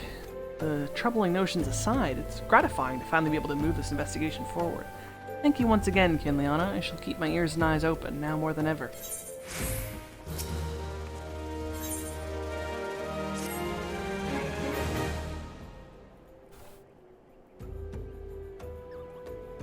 I'm afraid I've not seen any unusual activity, nor have any of this camp given me cause to doubt them. But unless we can identify this culprit, and soon, more innocents will fall victim. Do not despair just yet, my friend. An idea occurs to me. Our suspect has been posing as a priest, using leaflets bearing false promises to lure the poor. Let Kinliana and me serve like with this by posing as impoverished souls in need of succor. I dare hope that this will yield us the answers we seek. It will be a dangerous undertaking, but you two are more than capable of looking after yourselves. I am next to useless in battle, but I can supply the garments for the disguise. These old tunics and slops should serve your needs, so long as you don't mind the smell and the stains. They will serve very well. You have my thanks. Listen, Kinliana, so as to lay the foundation for our little ploy, we must make it widely known that more vagrants have arrived at camp and are desperate for coin. To this end, I want you to don the old garments Isambard has lent us, and beg for work around the camp. Before long, the false priest should catch wind and approach us.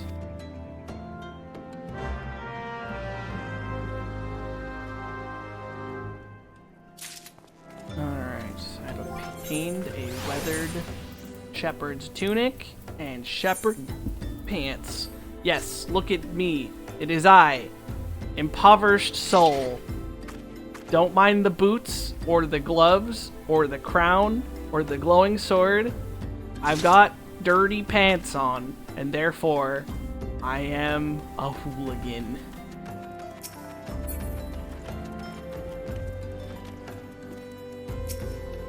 Greetings, good madam. Is there aught I might assist you with? Oh, I don't believe there is. I'm afraid our wares are very expensive. Maybe you should rejoin your fellows at the pond, not the Sandgate.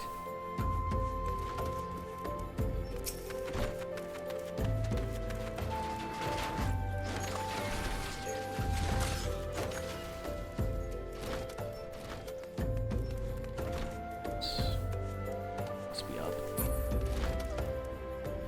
No, there. It must be on the wall. I preach the teachings of Azima, the warden. Hast thou come to partake of the honey of her wisdom? Azima is the keeper of the sun, goddess of inquiry. All is laid bare beneath her light and her divine countenance. Open thy heart to this light, needy child, and thou shalt want for naught till the end of days.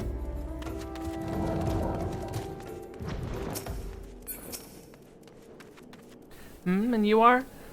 Another refugee by the looks of you. The immortal flames have neither work nor coin for you. Begone, and see that you don't make a nuisance of yourself.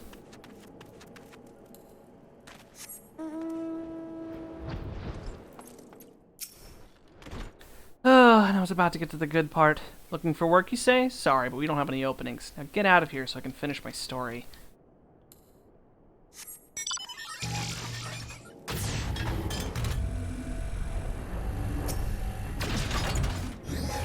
What is it? God, it's not again. Look, being poor doesn't give you the right to pester whomsoever you like. Don't you keep with your own kind out by that muddy pond of yours at Drybone?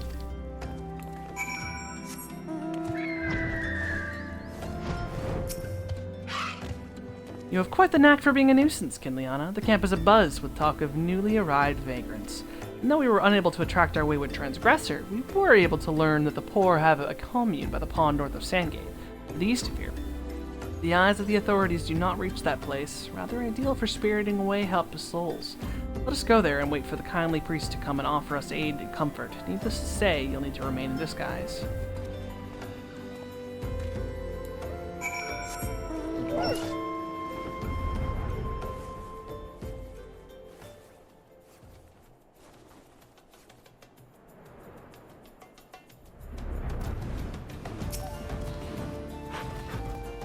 Fine morning for catching false priests, wouldn't you say? You look absolutely smashing, Kinliana, positively dressed for deception. All that's left, then, is to wait for our quarry to appear.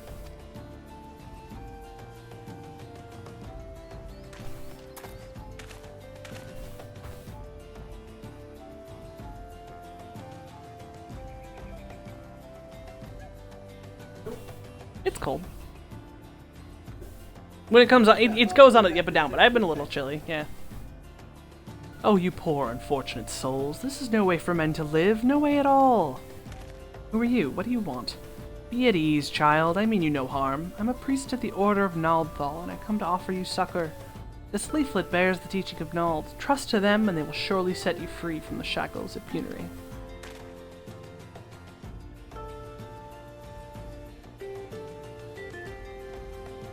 A tempting offer, but I'm afraid I must decline. On account of the atrocious performance, you would have made a god's awful mummer, Ungist. What? How did you know? You bastards tricked me! But please don't hurt me, I was only doing it to protect my people. Is that so? Do continue. Very well. I'm a man of the Golden Bazaar, raised there, if not born. Some moons ago, the Amalja raids began. They would appear suddenly as a sandstorm and plunder and pillage at will. Our defenders couldn't stand against them, few as they were. Everyone lived in fear. I wanted to save my people, but being a merchant was all I knew. And so I did the only thing a merchant could. I approached the Amalja in hopes of brokering a deal. In return for sparing the Golden Bazaar, they made demands, outrageous ones. Demands? Of what kind, pray tell? First of all, they wanted the schedule for crystal shipments from the Nanawa mines. For this, I bribed one of the workers to leak me the information. Next, they wanted me to bring them people, so I posed as a priest to learn the vulnerable and give them over to the Amalja. I didn't have a choice. Protecting one's home is a noble thing, but at the cost of innocence, you could have sought the aid of the immortal flames, yet you did not. I suspect you are not telling me the full story. What made you sell out your own people? Speak. We're good. What did you say? The coin was good, I said.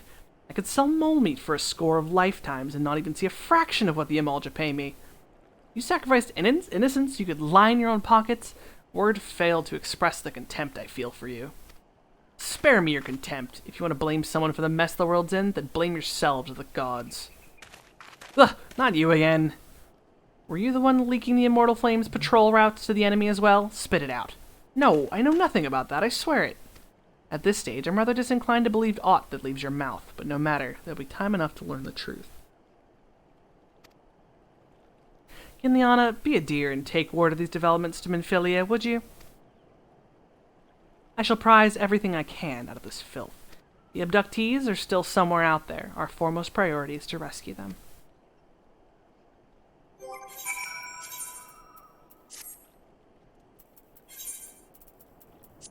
Get this stuff out of my inventory. Fuck, I'll wait until, just in case. I don't think I need it anymore, but we'll see. We shall see.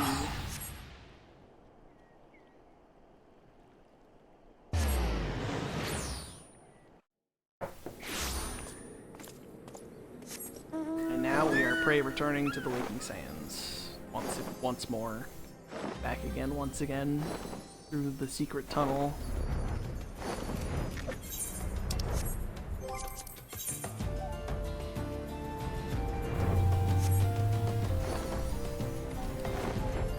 Secret tunnel.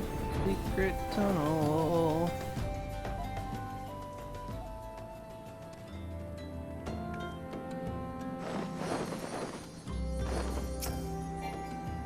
Yeah, I know I can't see the target. My bird's too tall!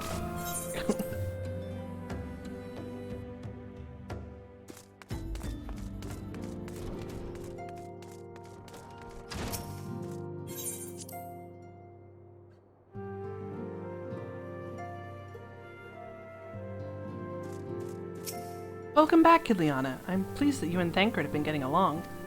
See, you've done well to uncover the truth. My thanks for the report. As Thancred said, we must ascertain where the abducted were taken. None but the Amalja know the answer. Suffice it to say, they will not willingly part with this information. I fear blood will be spilled before it is all said and done.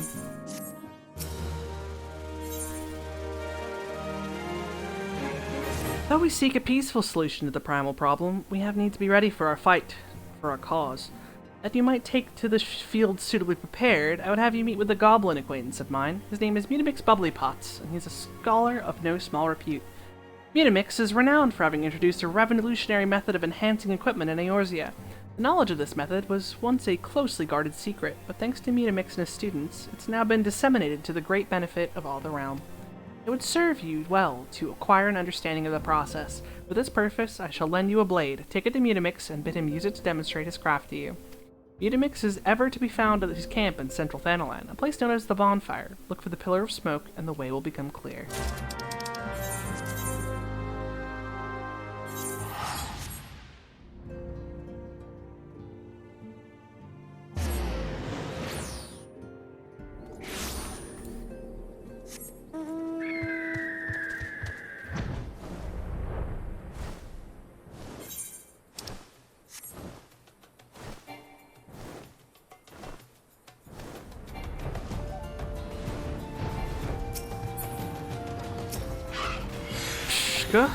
Who is Uplander come to tent ring of Mutamix Bubblypots?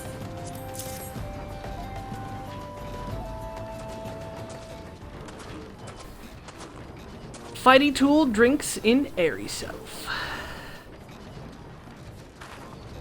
When full of airy self, Fighty Tool changes to Stony Shine, name of materia. If materia join with other Fighty Tool, then Big Eye's Fighty Tool gains power of airy self. Mutamix is reckoning that Uplander is friend of Minfilia. Yes, tongue flaps reach ears of Mutamix with fastness. Minfilia wants Uplander to see the power of materia. Uplander bring Fighty Tool to Mutamix, yes?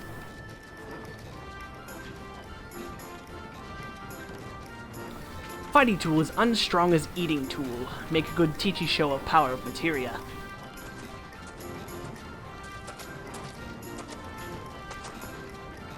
The materia master. Now, eyes of Uplander point at Fighty Tool, yes? Materia join with Fighty Tool.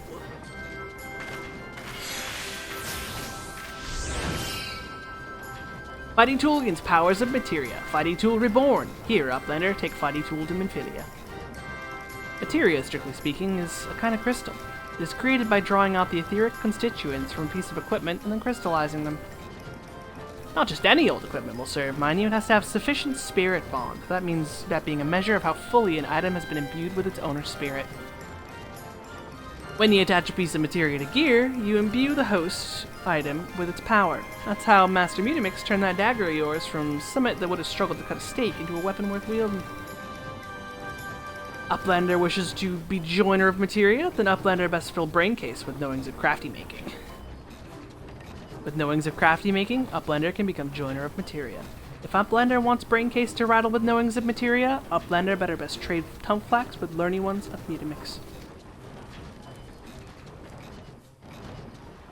It's okay, Mutamix, I already know how to melt materia, but thank you for your adorable gobby speak as always. Have a nice day. I'll see you when I need to smush some materia together. And now we fly through the secret tunnels once more. On my half a couch of love.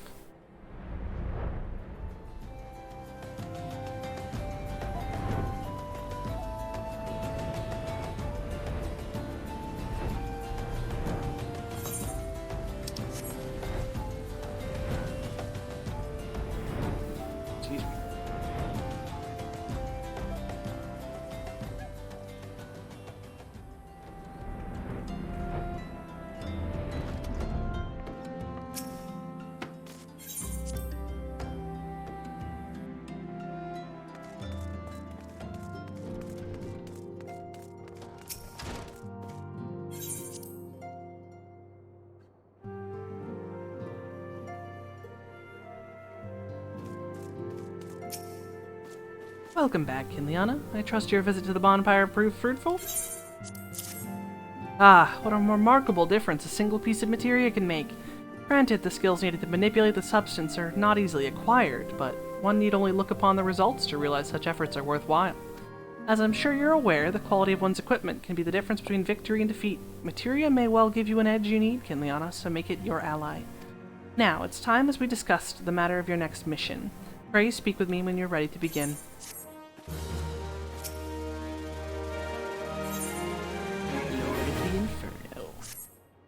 Word has arrived from Thancred concerning our ongoing investigation. It appears he was able to extract some information from our friend Ungist, the false priest.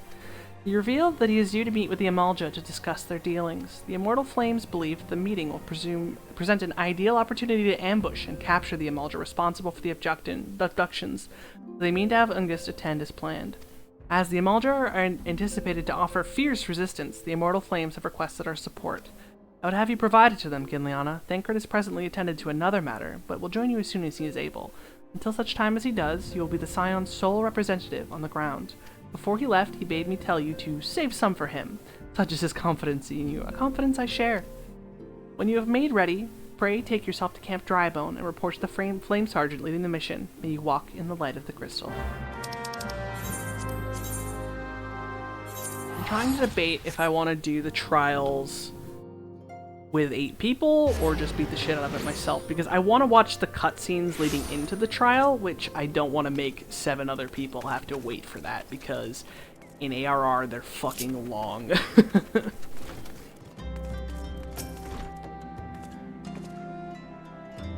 You're Kinliana Ironhide of the Scions. My thanks for coming, friend. We're stronger for your assistance.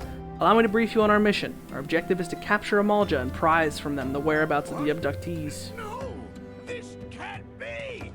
Hey! Benji! Thank you for the raid. Hey, and thank you for the follows. Welcome to Local Dingus Plays New Game Plus from the beginning! A Realm Reborn, beautiful voice acting and all! Welcome, Jaden. Welcome, Moon Princess. How was your stream, Benji? You are here in time for me to decide how I want to handle Ifrit, Lord of the Inferno. I think I'm gonna do it solo just because I want to watch the pre-fight stuff again, and I really don't want to make 7 people wait for that. Local Dingus plays awesome game really well. I appreciate that.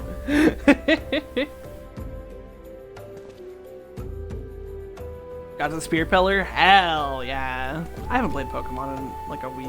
I haven't played Pokemon since Endwalker came out, let's be real, except for a little bit of shiny hunting.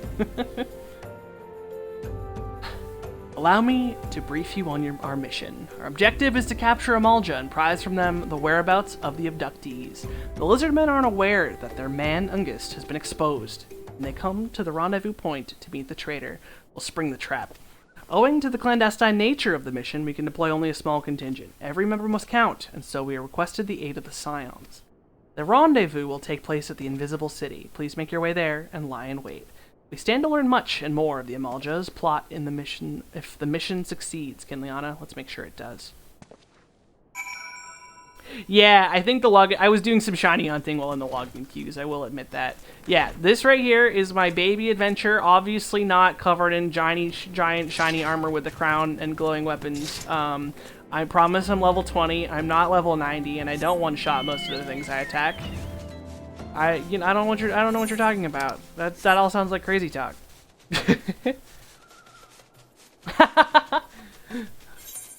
Hey, you know? People pronounce it in all sorts of ways. I get Kine, I get like, yeah, but that's how I pronounce it, is Kinliana.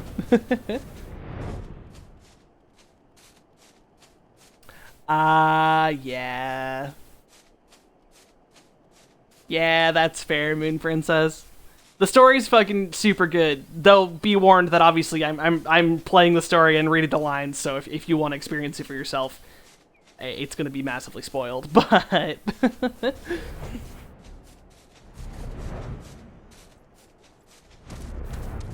Alright, I'm gonna... No, no, never mind. I have the time before I queue in to turn the pre-fight cutscene back on. Level 24 duties. I promise I am baby level 24.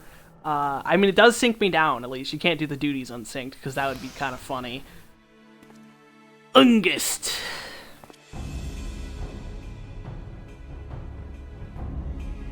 Okay, cool. Just wanted to make sure, because, like, it's a real good story. It's real good. Is the bait in place? Our man's in position, sir. Good. We make our move as soon as the Amalja appear. Yes, sir.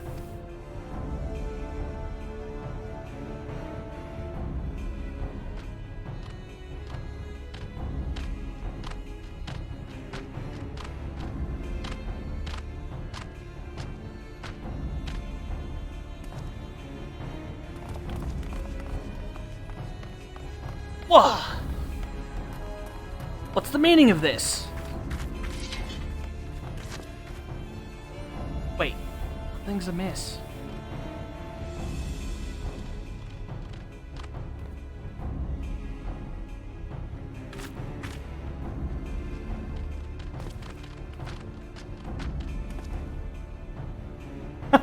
Benji, that's amazing. I didn't notice the typo.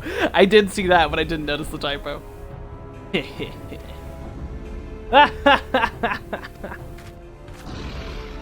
I'm afraid your little ambush ends here.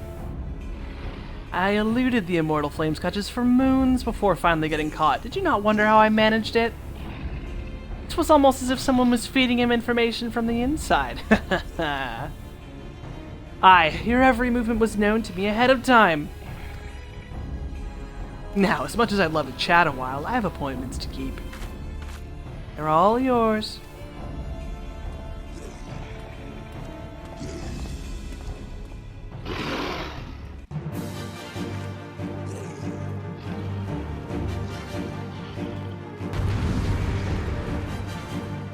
To battle!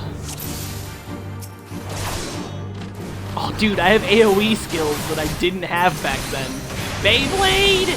Beyblade to win!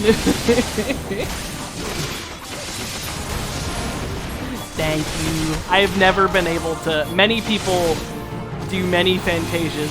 Benji. I've never been able to Fantasia her. I love her too much. I'm kidding. There are other people, obviously, who do even more. I've seen more. You've only changed between a couple of races. My friend Morgan has a Fantasia problem.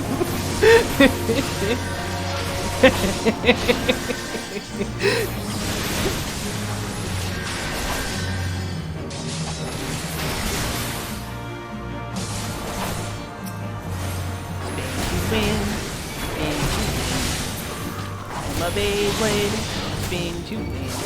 Dude, this is amazing. Back in my day, I only had Flash. That's all I had. Flash, nothing else. Flash didn't do damage! Ah! My PTSD!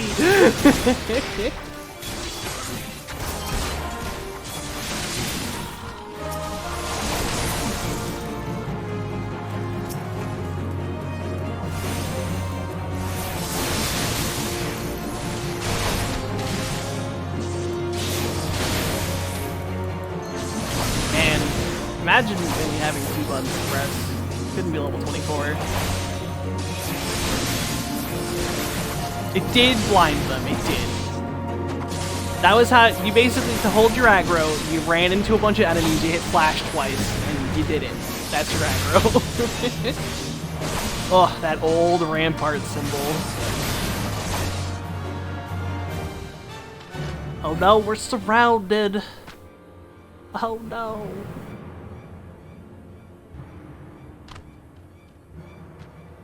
Put up your weapon, or your comrade's a dead man. Behind you! Splat. Nap time!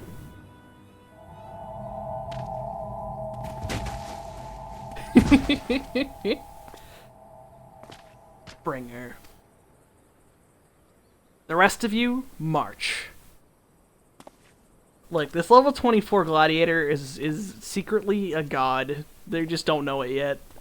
Traitorous scum.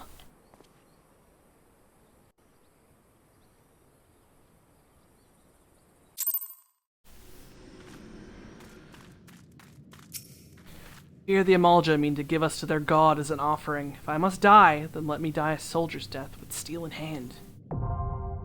Yeah, I'm gonna do it solo, which means it's gonna die real fast, but the opening cutscenes are, like, a big deal. And once we hit Heaven's Ward, I think we're good to switch it over, because Heaven's Ward is smart and puts all the cutscenes before the fight. But ARR, they just put them in the fight. Ah, that's fair. I want footage because it's kind of my heart's dream, as stupidly pathetic as this is going to sound. I want to write a fan fiction, yes, a fan fiction, which is this game from my character's perspective. And I need, like, the game footage for that, because I was just, like, playing through and, like, writing, like, literally dialogue chunks. That's so much writing. So if I have the footage, it's easier. And I just can't watch it with other people's characters. It's just, like, I can, but I can't. I'd much rather have my character doing the actions so I can write about her love for Minfilia. The end. My character has a big lady crush on Minfilia. That causes a lot of problems. It's fine, we don't talk about it. Here we go. Skip. There we go. Do not skip the cutscene. Duty Finder. Undermanned. Bowl of Embers.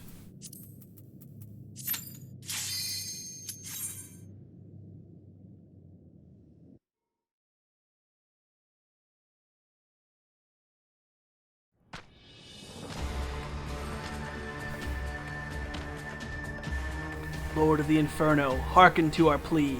Lord of the Inferno, deliver us from our misery. Almighty Ifrit, Lord of the Inferno, your humble servants beseech you. Grace us with your divine presence.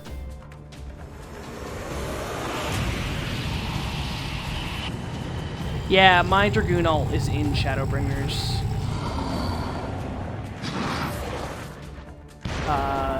But not very far into Shadowbringers, so I'm going to work on her at some point because I'm sad that New Game Plus isn't a thing for it yet. Almighty Ifrit, we bring before you ignorant savages who know not your godhead. If it please you, Lord, scorch their heathen souls with your cleansing flame and mark them as your own. Oh, bloody hells. Bring those two as well. What's going on? This ain't what we agreed. None but the servants of Lord Ifrit may behold the right of summoning. The souls of unbelievers are forfeit. No, spare me, I beg you. Pitiful children of man, by my breath I claim you. Arise once more as my loyal minions. Feed my flames with your faith, and all who stand against us shall burn.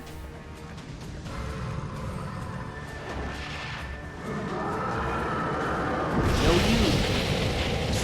My aether's been claimed by a nice lady.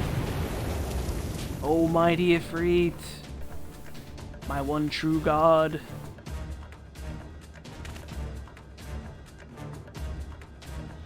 Your words are my bread. Impossible! By what sorcery do you resist my master's will? I told you, I have a nice lady friend and she claimed my ether. Could it be? Your soul already belongs to another? Yes, that is the only explanation.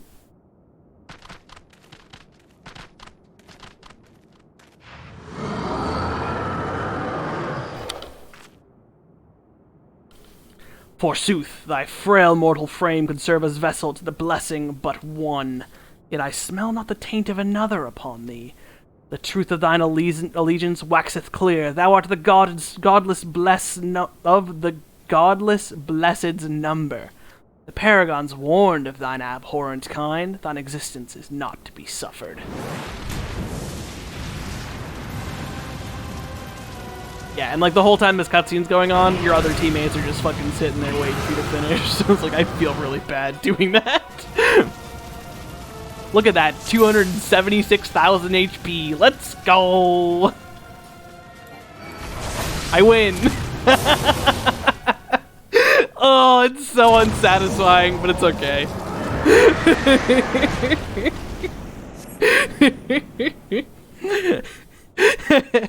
I just like tripped over him. The fight dialogue is still playing.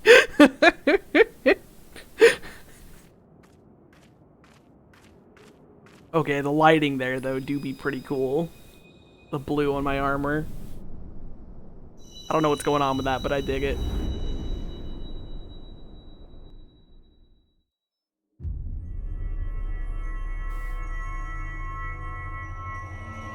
We have the crystal.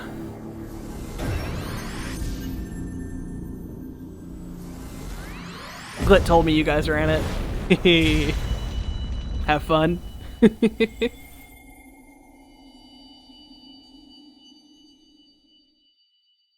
Yeah, that one I actually have enough of a brain to be able to do on my own. The second one I can't. I need callouts still. Ah, yeah. Pray forgive my lateness.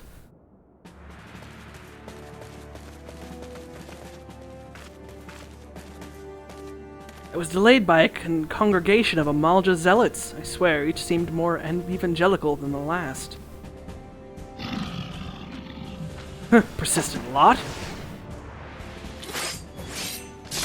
Thankred being a ninja before ninja existed. Whew.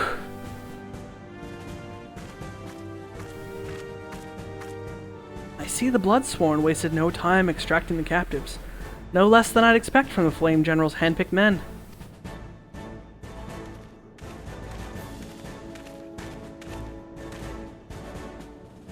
As for those two, it's fair to say their hardships have only just begun. They have much to answer for. I feel I owe you an apology, Ginliana. Had I known this mission would prove so dangerous, I never would have left you to face it alone. You have been given a veritable baptism of fire. But let us continue this conversation in more agreeable surrounds. Camp Drybones, shall we say? This way, sir.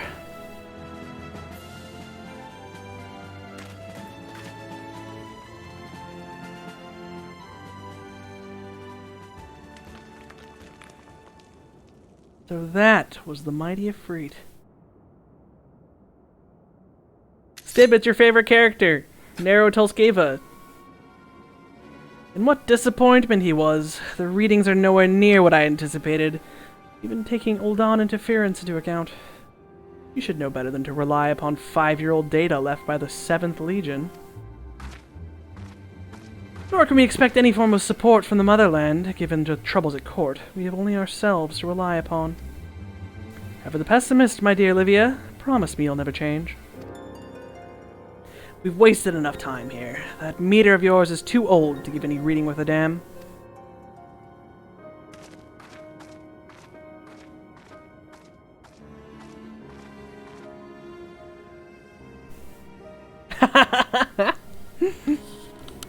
Not that there was aught worth a damn for it to read, but I take your point. I suppose we must content ourselves with the knowledge that we've achieved our primary objective. Yet I find I am troubled by that adventurer's unexpected show of strength. Could such a foe prove a hindrance to our plans? Perhaps, but this is a consideration for another time. You've been given a task. That is your priority. I suggest you treat it as such. Fail to do as my lord commands, and I will spare him the trouble of punishing you.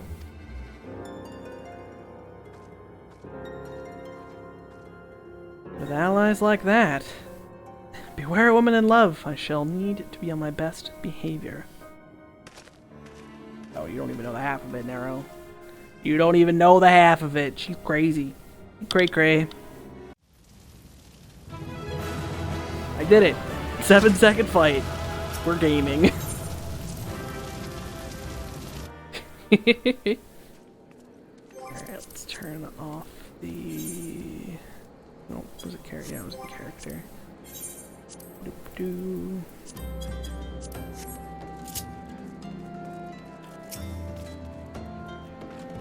Ah, there you are, Kinliana. Come rest a while.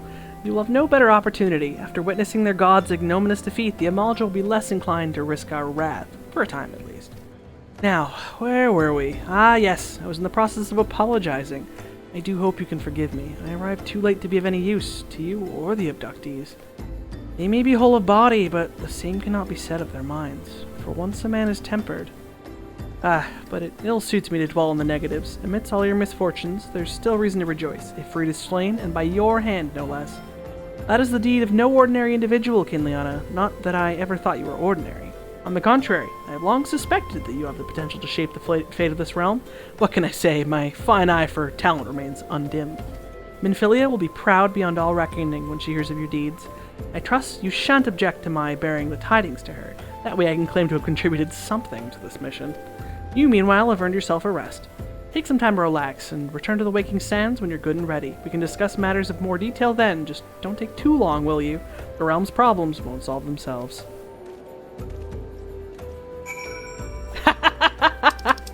Like, ARR Thancred's pretty fucking swanky. He hits on you whether you're a man or a woman. He gives no fucks. And then he becomes a ball of angst.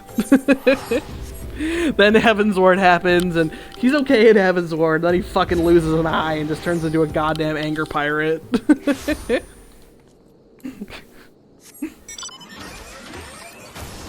Oh, I love this mount.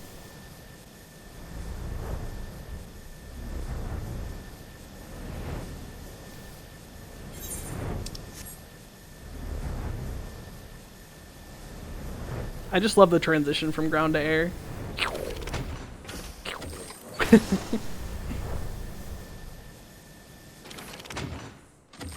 Yeah. Like, Thancred learned to stop being such a fucking angry boy thanks to Reen.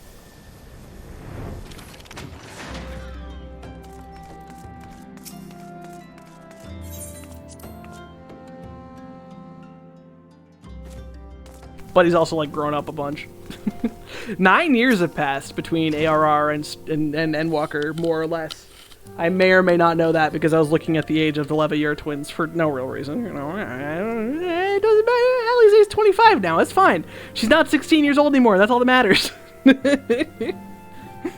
Ah, the triumphant hero returns. Thancred told us of the news upon his arrival. He is presently in the Solar, giving a full report to Lady Minfilia. Yeah, the twins are 25 now, more or less. I mean, this is according to, like, I think one of the wikis, so grain of salt. But I know that they are definitely 16 in ARR, because there was some data about that, and they're definitely in their 20s now.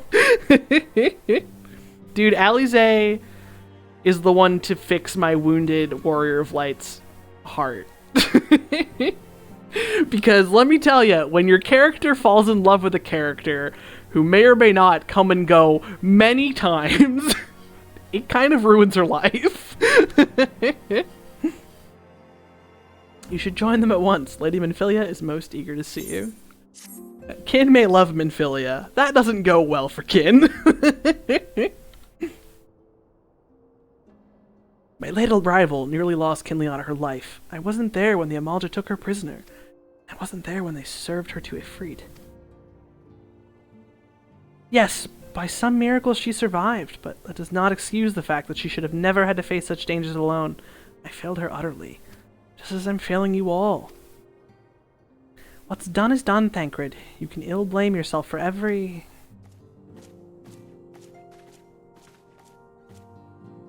Kinliana, it is so good to see you again. Impeccable timing, my friend. I just finished regaling Minfilia with your heroic exploits. Thancred has told me everything. You have done well to return to us. The perils you faced were undeniably great, yet a part of me believes that I had no cause to fear. And now we can put paid to our long investigation. As we suspected, the Amalja undertook both the robbery and the abductions, with an aim of summoning their primal Ifrit.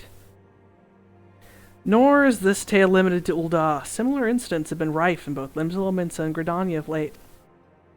I dare say you've been curious as to how these crimes are linked to the primals. Permit me to explain. Having manifested in their physical realm, the primals must consume ether if they are to maintain their presence here, and the stronger they become, the more ether they require. Now, ether exists throughout creation. It flows through all life and permeates the very air that we breathe. Alas, this alone will not suffice to sustain the likes of Ifrit. Nay, he and his kind require a more concentrated source of ether, crystals. It's for this reason, and that incidents involving crystals can often be traced back to a primal. Which leaves us with the why of the abductions. To understand this, you must first understand how primals are born. When all is well in the world, primals possess no physical form, their essences dispersed across the great river of ether. However, when the world is plunged into chaos, those who worship the primals cry out to their gods for deliverance from suffering.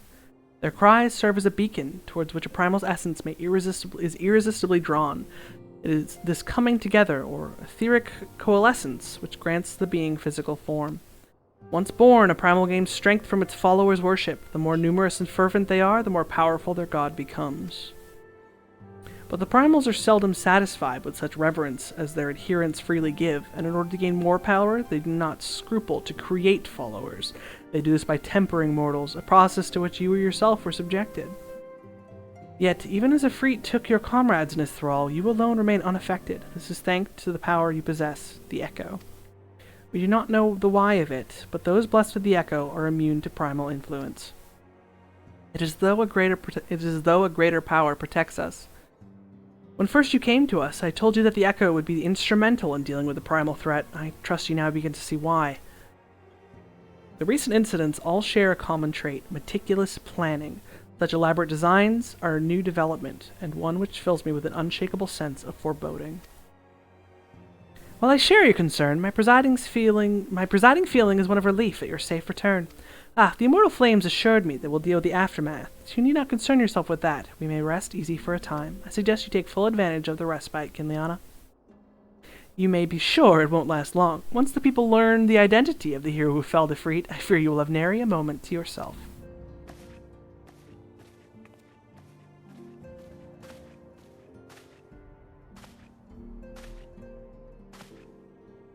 Whether she intended to or no, Minfilia neglected to tell you something I think it would be best you heard from one of us.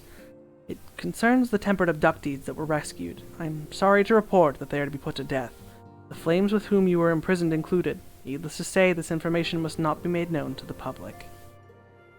I swear to you that we would not do this if there were any other recourse, but once a man is tempered, he is tempered for life. His very existence lends strength to the primal whom he cannot choose but worship. And so we Scions continue our fight, that no more innocents need to be sacrificed. I hope that you will continue to stand with us, Kinliana. Hey, thank you for coming in, Moon Princess. Thank you for the follow, and get some sleep, happy holidays, and enjoy your weekend and such. Appreciate you coming in here. But I should be going. I must offer my apologies to the Flame General for the losses his people suffered. Till next time.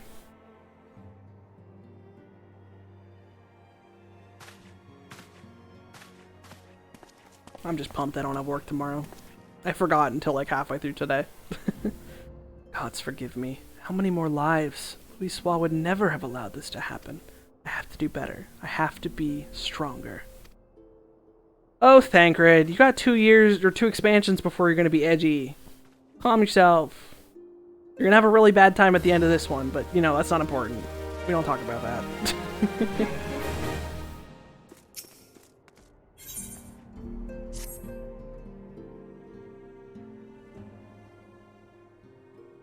Until not so very long ago, you were but one of many adventurers seeking to make their way in Eorzea, but for your character and courage, you were raised to the esteemed post of envoy.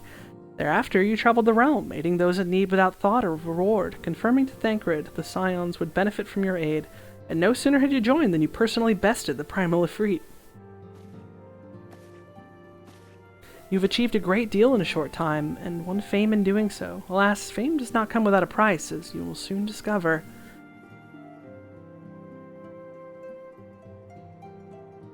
We have guests, Kinliana, or rather, you have guests. Beg pardons.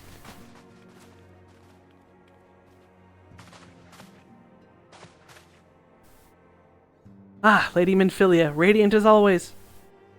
I am given to understand that the Scions of the Seventh Dawn have but recently welcomed a new hero into their midst. I am here on behalf of the Maelstrom, Grand Company of Limbs of Laminsa, to offer said hero a place of honor within our ranks. As you can see, Kinliana, your recent exploits have garnered you the attention of the Grand Companies of Eorzea.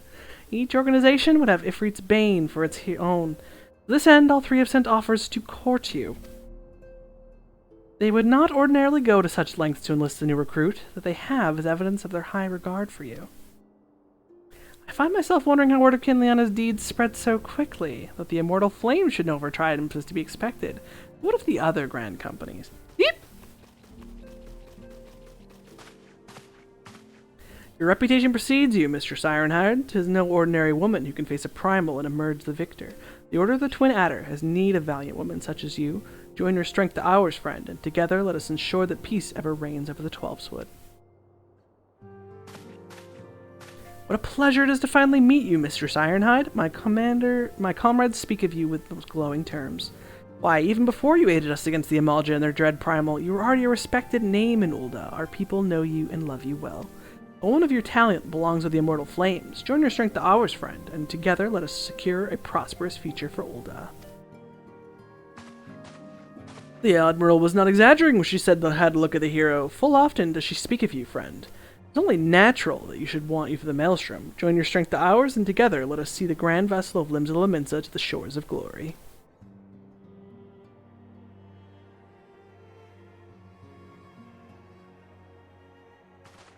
Lady Minfilia. Very well. Though I am quite sure you need no reminding, mayhap a brief summary of the situation would help clarify your thoughts in the matter. As you know, the Grand Companies are all-encompassing organizations empowered to call upon the martial economic and technological resources of their respective city-states in times of strife. There are presently 3 such organizations in Eorzea: the Maelstrom of Limbs of Laminsa, the Order of the Twin Adder of Gridania, and the Immortal Flames of Ul'dah. Serving a Grand Company means serving the nation to which it belongs. You will be charged with its defense and tasked with advancing its cause. In return for your faithful service, you will be furnished with various rewards, some of which may prove useful to you in your other endeavors. If you are agonizing over which Grand Companies best deserve your loyalty, be at ease. The commitment you make this day need not be permanent. Should you wish to shift your allegiance at a later date, you are entitled to do so. And yet, I concede that no small choice you face. A thought occurs to me. You will, of course, recall that the city-states are planning on holding remembrance services. Well, as part of the proceedings, I am given to understand that the leader of each Grand Company will deliver an address. Hearing these addresses ought to help you make an informed decision. What say you, my dear officers? A fine suggestion. You are as wise as you are beautiful, my lady. Very well, let Kinliana hear our leaders speak, and then return here with her decision. We eagerly await your answer. Well, let me tell you, I already have my answer, because hot backstory action. She's got a sister in the Twin Adders, but also Kane Senna do be kind of cute, though. So, really, decision was made a long time ago. I know full well that adventurers are by their nature a liberty-loving breed, and not best suited to the discipline of military service, but I strongly urge you join a Grand Company nonetheless. While the promise of reward is enticing itself, it's not the only benefit. You are possessed of great power, Kinliana, and with it you are capable of doing untold good. Yet now that greater power is wont to attract attention, not at all but friendly. There will be those who wish you ill, and you must needs be on the lookout for them. Yet however vigilant you are but one woman. In the midst of a Grand Company, however, you'll be one woman amongst many, a friend amongst friends. Your achievements will be shared, and so will the danger. I can think of no better arrangement. Of course, joining one organization need not mean leaving another. I hope that we continue to rely upon your aid. The 12 know that we will have need of it in the days ahead. The Grand Companies seek to protect their own nations. We Scions, on the other hand, seek to preserve the future of Eorzea as a whole. Similar, yet not quite the same. Now then, I expect that you'll be afield more often in the future. As such, I would have you carry this link pearl with you at all times. It will allow us to stay in touch regardless of location. Eorzea is changing, Kinliana, and you have the power to help shape it anew. None could say what the morrow will bring, but so long as we believe in ourselves, there is naught we cannot achieve. Now, it is time you make ready for your journey. Before you depart, be sure to speak to Tatru. She will apprise you as to where and when the remembrance services are due to take place. Yeah, so Kin's got 7 siblings. one of which is her twin sister. She's from the steppe, the Azim steppe. And her sister came to Eorzea a couple years before she did, and found her place in the Order of the Twin Adder because she went to the Lancers Guild because she is a fine lance wielder. And so her sister is already an established Order of the Twin Adder member, and also Kane Senna do be very cute. So choice made. I'm sorry about all the attention you're getting, Kimliana. I might have sung your praises a little too loudly. And often. To a few too many people. Next time I'll be sure to hold my tongue, literally if necessary. Anyway, I expect you want to know where and when the remembrance services are taking place. If all goes to plan, Gridania's Grand Company, the Order of the Twin Adder, will hold the first of the 3 services, and Elder Seedseer Kane Senna will deliver her address in Makedo's amphitheater. I should probably mention at this point that due to the organizational challenges involved in assembling all involved parties, it's possible that the order of the services might change. Still, there's not much we can do about that, so make Gridania your first port of call. Next, you'll need to go to Ul'dah, where the Flame General Rauban al-Din will be addressing the masses at the Royal Promenade. Oh, and it's rumored there's a special guest. How exciting! Last but not least, you'll make your way to the stateroom in Limsa Mensa, where Maelstrom Chief Admiral Merylwib Blufusvin will be giving her address. The room is accessible via the Admiral's lift. Identify yourself to the sentry Xanthel, and he will admit you. Got all that? Well, off you go. I hope you find the remembrance services suitably educational. I suggest visiting the city-states in my prescribed order, though with your record of impeccable timing and luck, the schedule may well change in your favor if your preferred travel plans. Farewell.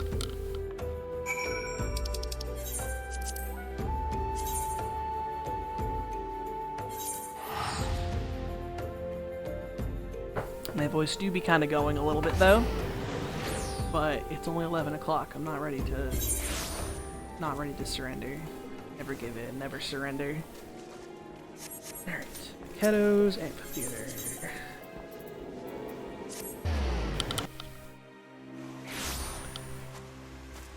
Look at the little snowbed.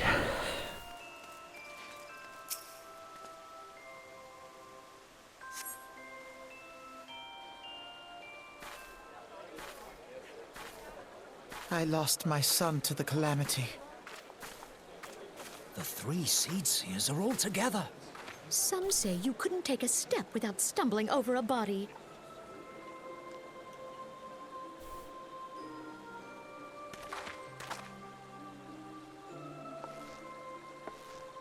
Kane Senna do be kinda cute though. Our forebears were once strangers in the Twelveswood, fearful of the Green Wrath. They hid themselves in the dark recesses of the earth. Yet they dreamed of basking in the dappled sunlight of the forest. Through great effort, they proved their worth to the elementals, and were granted a place beneath the boughs. So it was that Gridania was born, some 5 centuries ago. Working hand in hand, the Hyur and the Elysian settlers sowed the seeds of our civilization, and soon they were joined by folk of all races. So nourished by the waters of unity, and blessed by the light of the matron, Gridania flourished into the great nation it is today. Do you see the Gridanian standard? There, hanging behind the Elder Oh my Seedseer. god, I forgot their voices were so fucking pretentious in ARR. The entwined serpents represent the unity between Hyur and Elysian. An elegant symbol, do you not agree? In accordance with the will of the elementals, we have embraced a life of peace. Alas, our neighbors have not always sought the same for themselves, nor for us. Though we Gridanians have no love for war, we have still less for those who would threaten our way of life. Ever have we fought to protect the sanctity of the Twelveswood. When the Garlean Empire brought its war of conquest to Eorzea, we rallied under the noble standard of the Twin Adder that we might push back the encroaching darkness. And it was we who prepared the ground for the reformation of the Eorzean Alliance, that all the peoples of this realm might stand united against the common threat.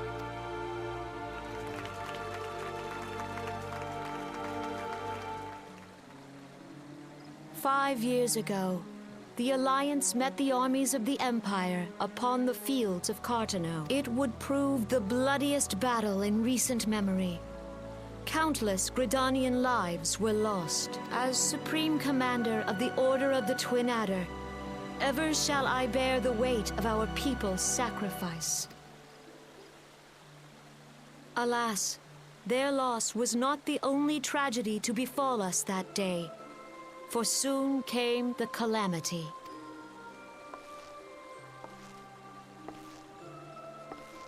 The scars borne by our forest are a constant reminder of its violence. Our lives have been irrevocably changed. Each waking hour, a struggle to survive. Driven to desperation, some among us have strayed from the path of righteousness, resorting to banditry, poaching, and other unconscionable deeds. To compound our woes, the Ixal have returned in force, emboldened by our suffering. They test our defenses nigh without cease, and prey upon the vulnerable. So beleaguered from within and without, it is of little wonder that our unity now falters. Dark times are upon us. Do you think the little elf twins next to me are important? I think they got big protagonist vibes. Time was a man could walk the high roads without fear. On this day, 5 years ago, countless Eorzeans laid down their lives that we might behold another dawn. Please join with me in honoring their memory.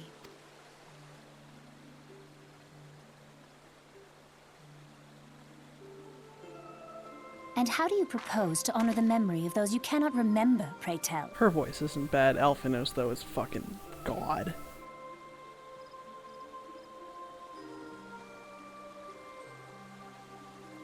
The destruction wrought by the calamity was indiscriminate. It dealt death to Eorzean and Garlean alike. Yet while we have labored to rebuild our homes, to rebuild our lives, the Empire has set about raising steel fortresses here in the Twelveswood. Let none be mistaken. The Garleans remain the greatest threat to our survival. If we are to stand against them, we must remember what it is to be united. Our many troubles blind us to the woes of our fellow man. Thence is harmony lost. Yet harmony is the founding principle of Gridania. We are gathered here to honor the fallen. Let them be honored not only in word and thought, but through concerted action. I bid you, join hands with me once more beneath the Twin Adder standard. And together, let us heal the forest's wounds, that our progeny might live in harmony beneath these ancient boughs. For serenity, purity, and sanctity, we must think of the children. Think of the children! It's up to us to protect the forest. All the elementals!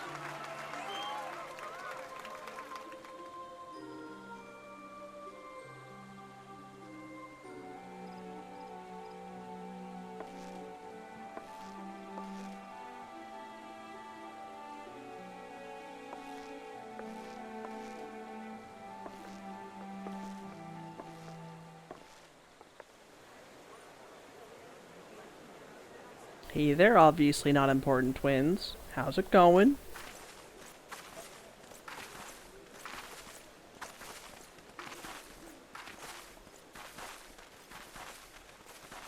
If you'll permit me, Alfie no. And my sister, Alize, at your service. I saw at a glance that you were a fellow traveler. You might call us students of history, sampling the realm's remembrances in pursuit of enlightenment.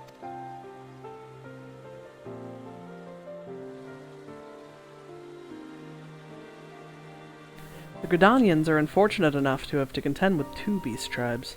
The Ixal are unquestionably the more troublesome, being a naturally warlike disposition, and want to summon their bloodthirsty primal, Garuda. The Sylphs, by contrast, are peaceful in nature, being mischievous rather than malevolent, and having long been on friendly terms with the Gridanians, until recently at least. Alas, they have grown aloof, a change observed at roughly the time they summoned the primal Ramu. The Gridanians have no love for war, and they consider open conflict a last resort.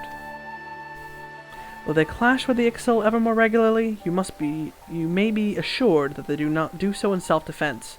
As for the Sylphs, they are as yet bound by a peace treaty, though one wonders how long it will be before it's broken. The Twelveswood was grievously wounded during the calamity, leaving Gridania vulnerable to attack. The people are hopeful that restoring the wood, and thereby the power of the elementals, will put an end to their woes. Yet how long will that take? Centuries, I'd wager. Meanwhile, the Ixal will continue their incursions, spurred on by Garuda and her insatiable appetite for destruction. Whether the Gridanians like it or not, sooner or later it will come to an all-out war, and when it does, the Order of the Twin Adder will need all the help it can muster. How valuable might the aid of a capable adventurer prove to them, then?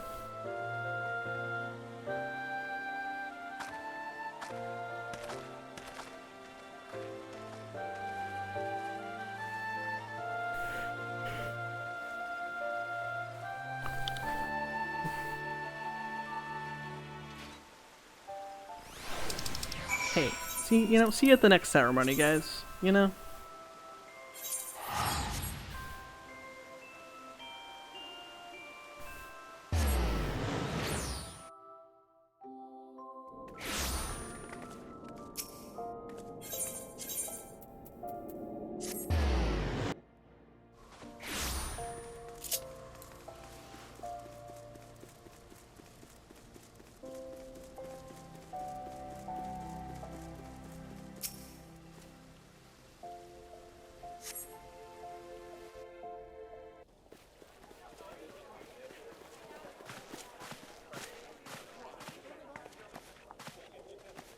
Behold, 'tis the Sultana Nanima herself! And Reborn as well!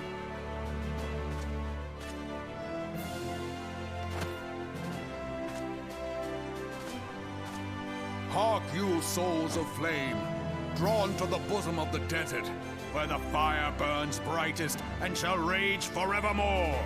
Hurrah! Reborn! Where since antiquity, under the sage and judicious rule of the Ul dynasty, we have wrought sand into gold, where by the grace and glory of Naldar have our brave sons and daughters flourished and prospered. I speak of Ul'dah! There, at the Flame General's back flies the Grand Company's standard. Note the sigil. The golden scales of order balance the jewel of prosperity with the flame of might. Great and many are the gifts our nation has given the realm. In Eorzea's darkest hour, on the killing fields of Cartano, none spent more in blood and gold than we. Thus was the 7th Imperial Legion laid low. So that's how it happened. How soon history forgets. Yet many left our gates, never to return. Let us pray for our absent brothers and sisters, that they might know happiness in the great beyond, as Thal's honored guests. If the fates were fair, the price we paid that day would have bought us victory. Alas, they are not. And now, but 5 years into this 7th Umbral era, the spirit of sacrifice which granted us our strength is all but dead. Look around you. What do you see? A people divided, downtrodden and enthralled. Where are the merciful alms of the rich? Where is the just steel of the righteous? I ask you, is this the great nation our brothers and sisters gave their lives to save? You who call this living, dishonor the name of the immortal flames. It is but a slow death. Our enemies surround us, The savage hordes of the Amalja wait beside our roads, strangling the lifelines of trade. Meanwhile, the Garleans make mock of our borders and despoil our land of its natural wealth. We stand on a precipice, yet we do not act. Whether trader or soldier, monetarist or royalist, all must recognize that a divided Ul'dah stands to fall. Victory and fortune walk hand in hand.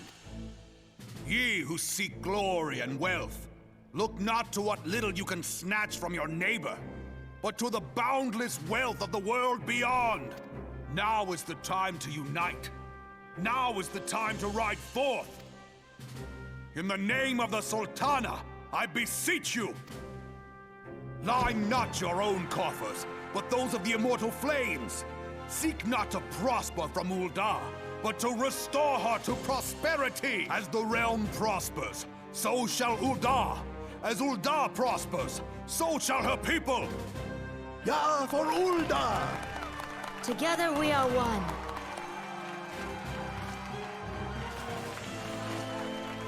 Your Grace. Reborn?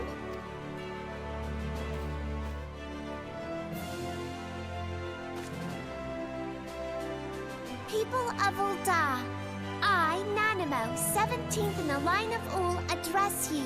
Much has been made of the wealth of Ul'dah. Yet those who measure that wealth in coins and carats are gravely deceived. For the true wealth of Ul'dah lies in the health, happiness, and hopes of her people. Beloved subjects, I bid you raise aloft the torch of Ul'dah, that her flames might serve as a beacon for all Eorzea to see. Long live Nanamo! Glory to the Sultana! Glory to the Sultana! Stride fearless into the inferno, for we are, by fire, reborn!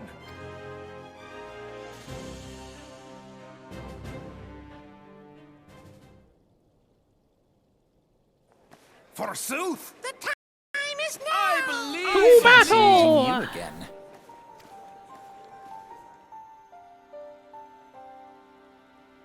The Uldans have a long history of conflict with the Amalja, the beast tribe that worships the primal Ifrit. Judging by your look of distaste, I take it you have encountered them. The Uldans do not shy from confrontation. If aught threatens their precious prosperity, they will seek to crush it. So have they dealt with Ifrit thus far, smothering his flames each time he is stoked to life. But he is but one of several problems. Though they have been quiet these past 5 years, the Garleans have not gone away. Meanwhile, refugees continue to arrive in droves, and Ul'dah has no clear policy on how to deal with them. After all, not even the Sultanate's coffers are bottomless, and even assuming they had the coin, resources will ever be finite. Which brings me back to the subject of Ifrit. It has been observed that the Amalja are summoning him with ever-increasing frequency. Every time they do so, the Uldans are send their forces to smite the Primal, and though they invariably succeed, each victory is bought with blood. It is a war of attrition which they cannot well sustain. Small wonder, then, that the Immortal Flames are eager to recruit more members.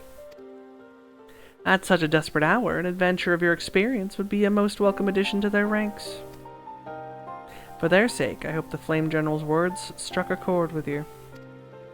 Alas, he's not cute, and therefore, no.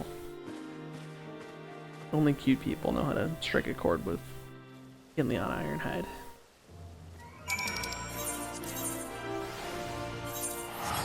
And Nanamo is a potato, so, you know, that's the end of that sentence. Though I do like Nanamo significantly more once her voice becomes less terrible. Her second voice very much suits her. Her current one sounds like a potato that inhaled helium. Here to attend the remembrance service? Be quick, the Admiral is due to give her address at any moment.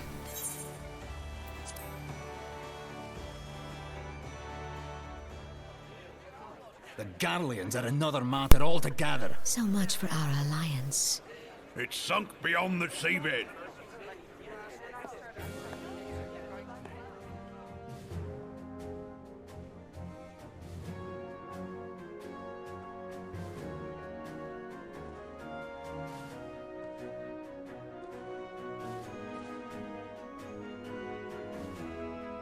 Brothers and sisters of the sea, hearken unto me.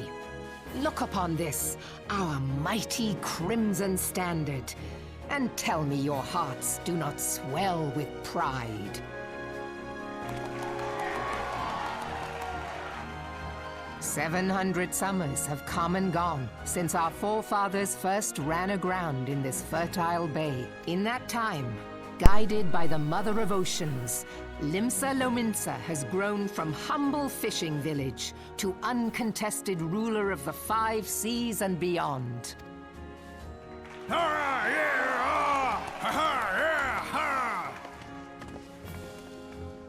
Did you look as the Admiral bid you?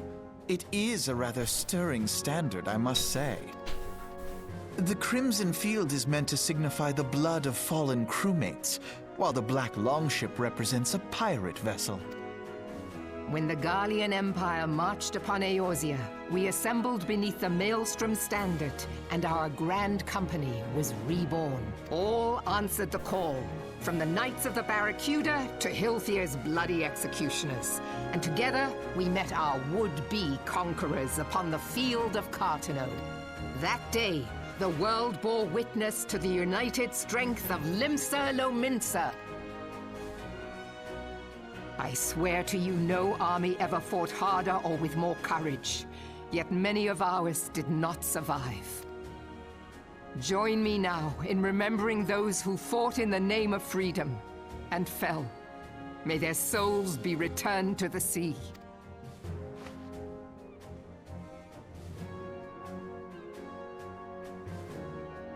Freedom. Yes, they have always been rather fond of their freedom, much as the beast tribes have. Small wonder, beneath the surface one would struggle to tell them apart.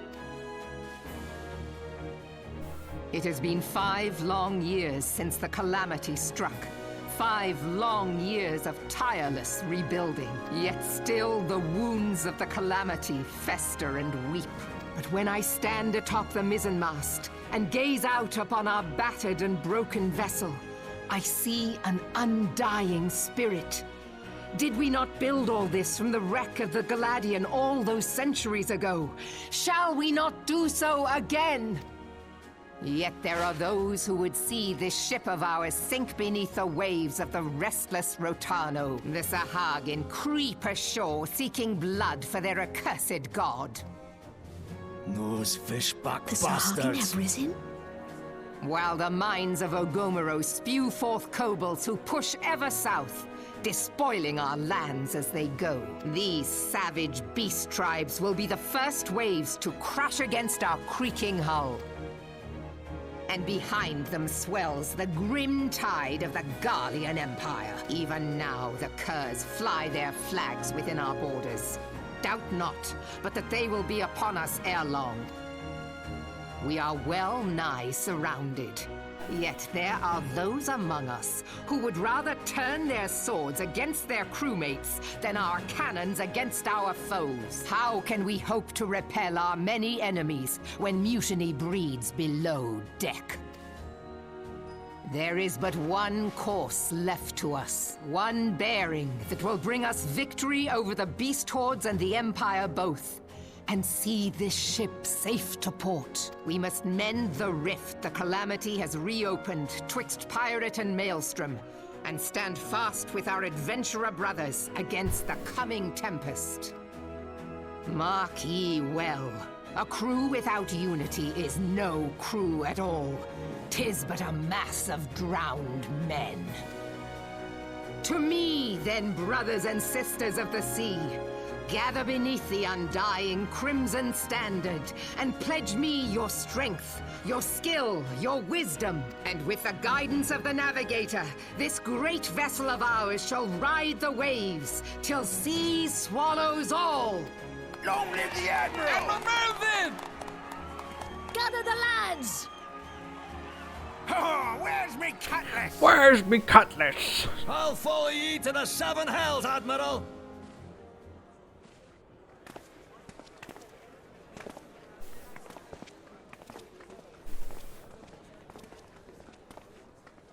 Fancy meeting you again.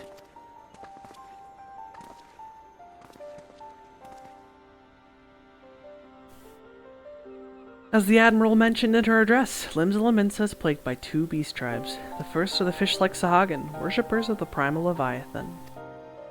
The second are the kobolds, who dwell beneath the earth and take the primal Titan for their god. As if the beast tribe's presence weren't enough trouble, the Garleans have also chosen to erect a fortress right in the Leminzan's backyard. And that is to say not of internal strife. As a nation of pirates, there's no end to the blood feuds between the various factions. And while they fight amongst themselves, the Garleans whet their blades and watch. If the Leminzans are to have any hope of withstanding the Empire, they must first resolve their own affairs. Differences must be set aside and the primal threat dealt with once and for all. To this end, I expect that they will soon take decisive action against the beast tribes. Mark my words, the Maelstrom standard will be drenched a deeper shade of crimson ere long. That a capable adventurer like you would be a valuable addition to their crew is beyond question.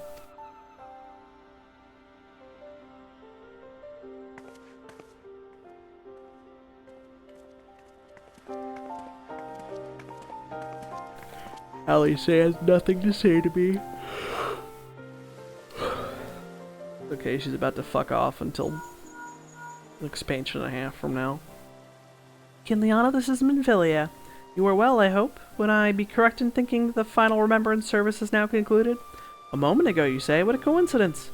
Jesting aside, I trust you remember our guests from the Grand Companies? Well, delighted though we are to have them at the Waking Sands, it would not do to keep them in suspense any longer than necessary. In short, hurry back.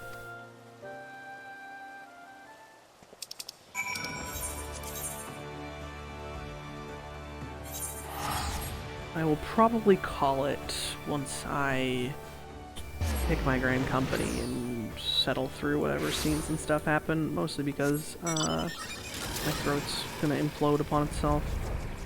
And it's getting kind of late anyway. I have no work tomorrow though, so I'm probably gonna wake up, do my daily shit, and then... Actually, you know what? No. After this, I'm gonna stop New Game Plus. I forgot I have one God, I don't really want to do Alliance Raid Roulette. Never mind. I have a roulette I never did today, but I really don't want to do an Alliance Raid. I did one this morning before reset. And just, you know what? We'll just hope I wake up again in time to do one tomorrow. Yeah, my throat's kind of bad because I haven't been drinking enough water while reciting this thrilling dialogue.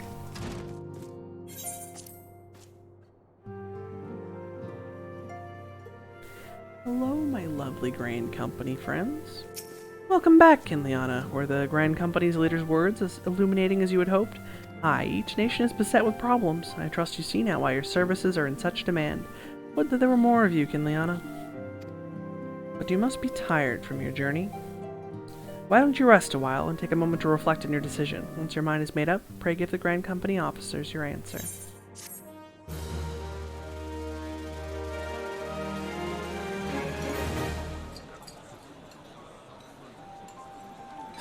The gods only know what Grand Company our adventurer friend will keep. The wheels of change are in motion regardless. Brother, are you certain this course is best? Whatever do you mean, dear sister? The so-called remembrance ceremonies were little more than standard waving rallies, as though the Calamity and Seventh Umbral era warranted scarcely a mention. Well, of course they were standard waving rallies. Since you are so observant, mayhap you noticed what mention was made of the Warriors of Light? None. I suppose they must have forgotten the heroes who spared Eorzea a fate worse than the Calamity? No, dear Alize, they haven't forgotten these details. They have elected to omit them. Deep are the wounds the Calamity inflicted upon Eorzea. So deep, in fact, that the realm still bleeds. Needless to say, the beast tribes and their primals do little to alleviate the pain. So, the task of salving Eorzea's wounds falls to the scions of the Seventh Dawn, with a little help from our friends, the Grand Companies. Remembrance will yield no remedy. If our world is to heal, we must put the horrors of the Calamity behind us. Our grandfather would never entrust the fate of the realm to despots who rewrite history to their convenience.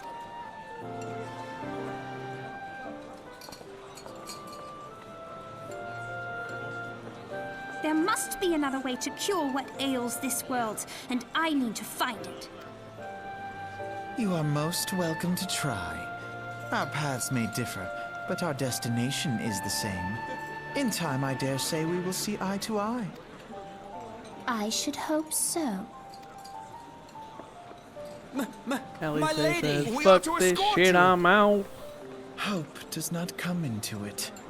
We share the burden of this fate, dear sister, and will prevail together or not at all. The salve will serve not only to close up our present wounds, but prevent old ones from opening anew. Fuck this shit, I'm out. Oh yeah. Hello, Serpent Officer. I take it the Elder Seedseer's words have touched your heart. Have you resolved to entwine your destiny with that of the Twin Adder? You've chosen wisely, my friend. The Elder Seedseer will be overjoyed. Without further ado, let us speak of practical matters. In order to complete the enrollment procedure, you must report to our headquarters in Gridania, the Adder's Nest. The building you seek stands in the southern part of the city, now called New Gridania. Give your name to the personnel officer there, and he will guide you through the formalities. I have no doubt that your deeds will bring great honor to our order. When next we meet in Gridania, I shall be proud to call you sister.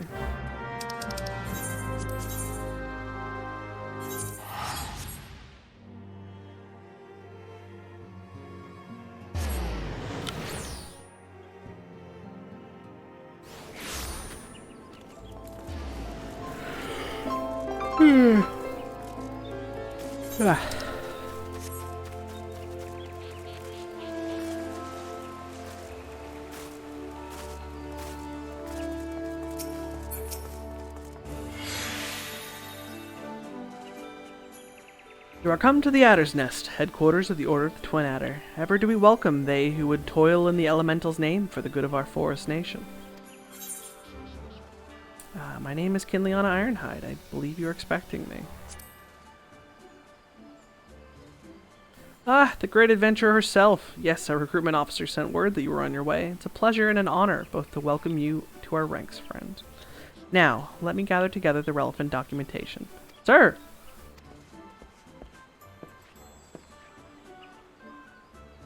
What is it? Report.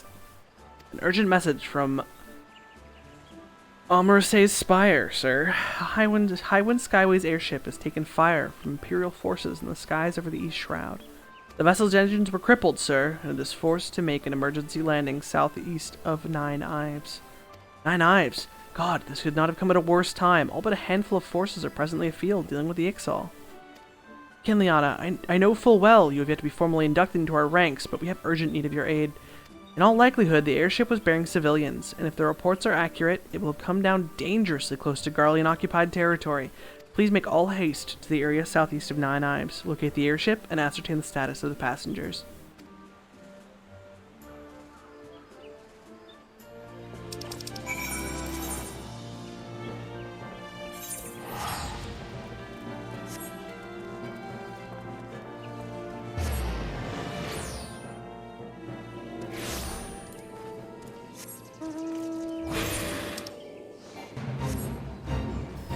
Mind me just driving my dragon through the woods.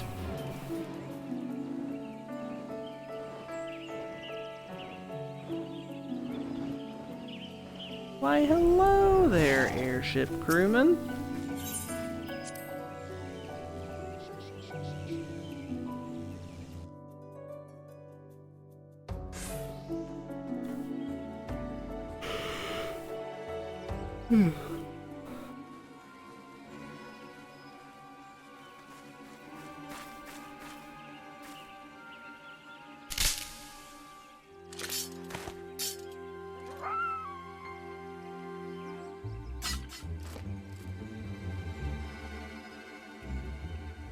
An adventurer? What are you doing out here? No, wait, let's find some cover first.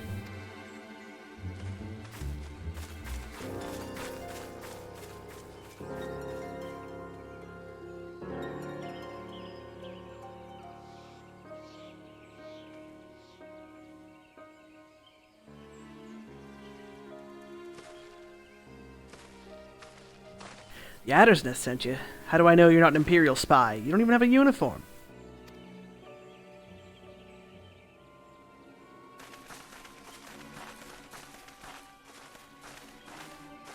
Peace, friend. We mean you no harm. You're an engineer of Garland Ironworks, are you not? We were alerted to your plight and have come to rescue you. And you are Kinliana Ironhide, I presumed. I was told to expect an honorary serpent. My thanks to your aid, friend.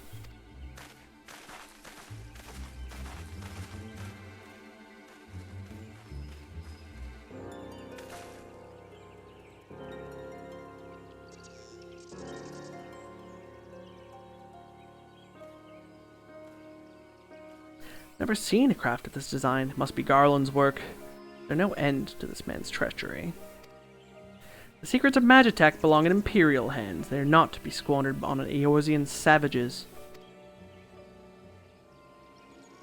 We're taking this craft back to the fortress. Dismantle it if you must, and bring the engineer. Someone must pay for Garland's crimes. Imperial scouts from Castronoriums. They mean to requisition the ship. Wedge, you have to help him. That fool of a Lalafell was hiding inside the tiny Bronco. The tiny Bronco? But isn't that the Ironworks' latest creation? It's the first airship we've built since the Calamity. And first since Master Garland, well, since he went missing. After years of work, she was finally ready for her first test flight. And she was soaring, she really was, till those bastards blasted her out of the sky. Attend me all. The Ironworks' latest creation must not fall into Garlean hands. We will strike them swift and sure and rescue Engineer Wedge. Kinliana, I trust we can rely on your support. May the matron watch over us. With me!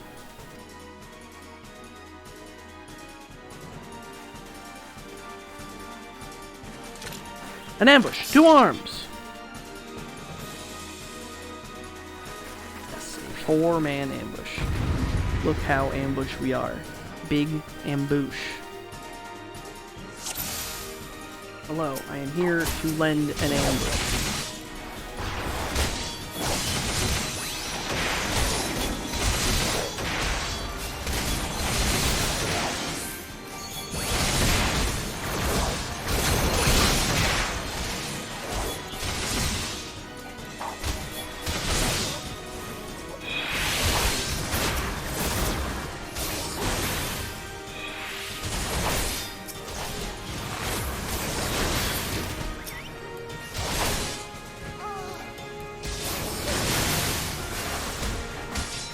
Big old robot.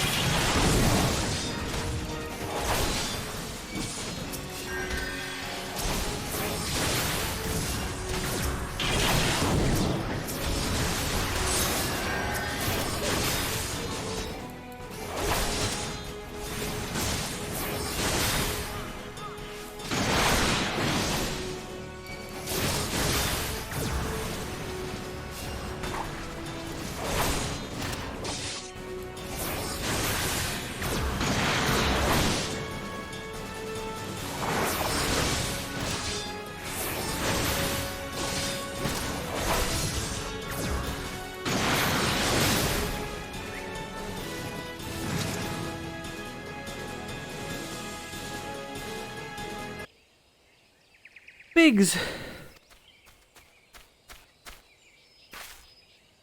Wedge, you shouldn't have stayed with the ship. That was a close one. Too damn close. So, how's she look, anyway? The auxiliary propeller is a dead loss, but I think we can bring enough thrust from the main propeller to get us airborne. A few minor modifications, and we should be able to fly the tiny Bronco home. While you do your work, we shall keep watch over the perimeter. The enemy may yet be lurking nearby.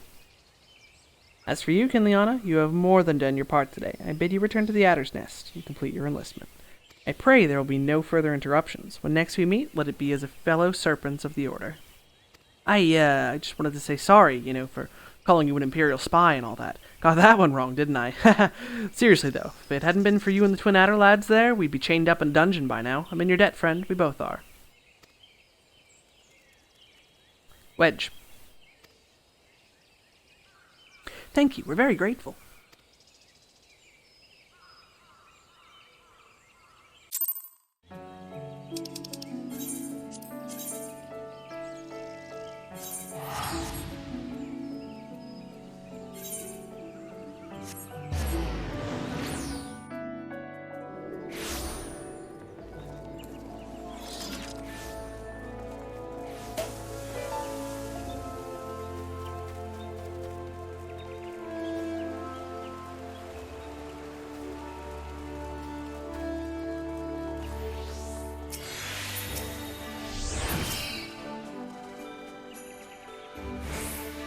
Kinliana, does my spirit well to see you returned. Word arrived but moments ago from the team in Nine Eyes. Lest you worry, the 2 engineers are safely on their way. The lieutenant informs me that you were instrumental in the mission's success. Had you not found Engineer Biggs when you did, and helped us to rout the Garleans, things might have been very different. And all this before you were even inducted into the Order. You're well on your way to carving out a fine career for yourself beneath the Twin Adder standard. But without further ado, let us see to your induction. 12 willing, there won't be any further interruptions.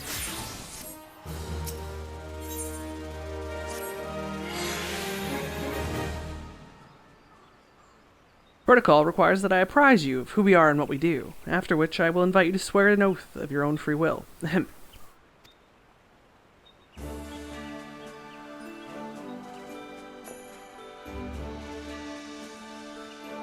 The Order of the Twin Adder is the Grand Company of Gridania.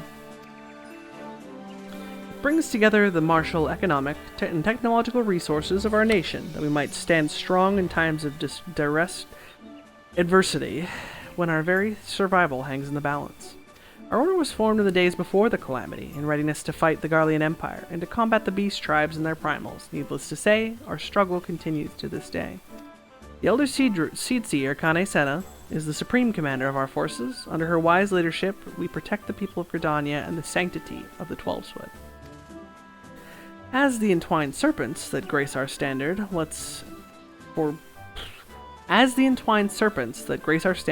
forest-born strive as one with the friends from afar to ensure that peace shall ever reign in Gridania. In so doing, we honor the will of the elementals, and theirs is the will of the wood. Now then, Kinliana Ironhide, I ask that you give unto us your oath of allegiance, in whatever fashion you see fit. Woods will be done.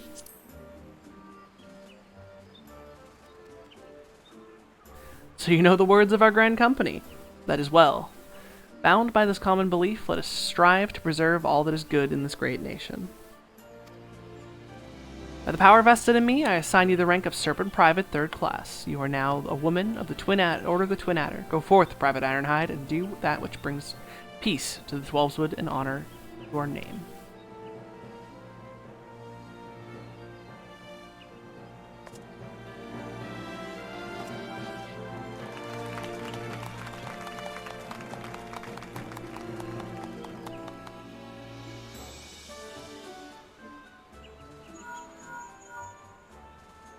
Can you hear me, Kinliana? This is Minfilia.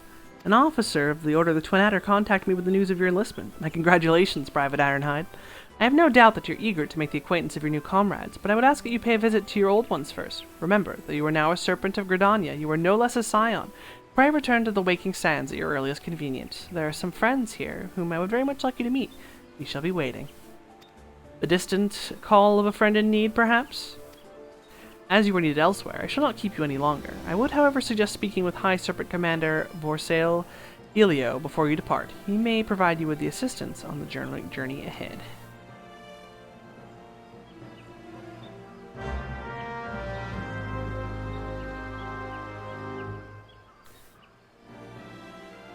You can now talk to him to get your own chocobo. I already have my own chocobo. Ha ha.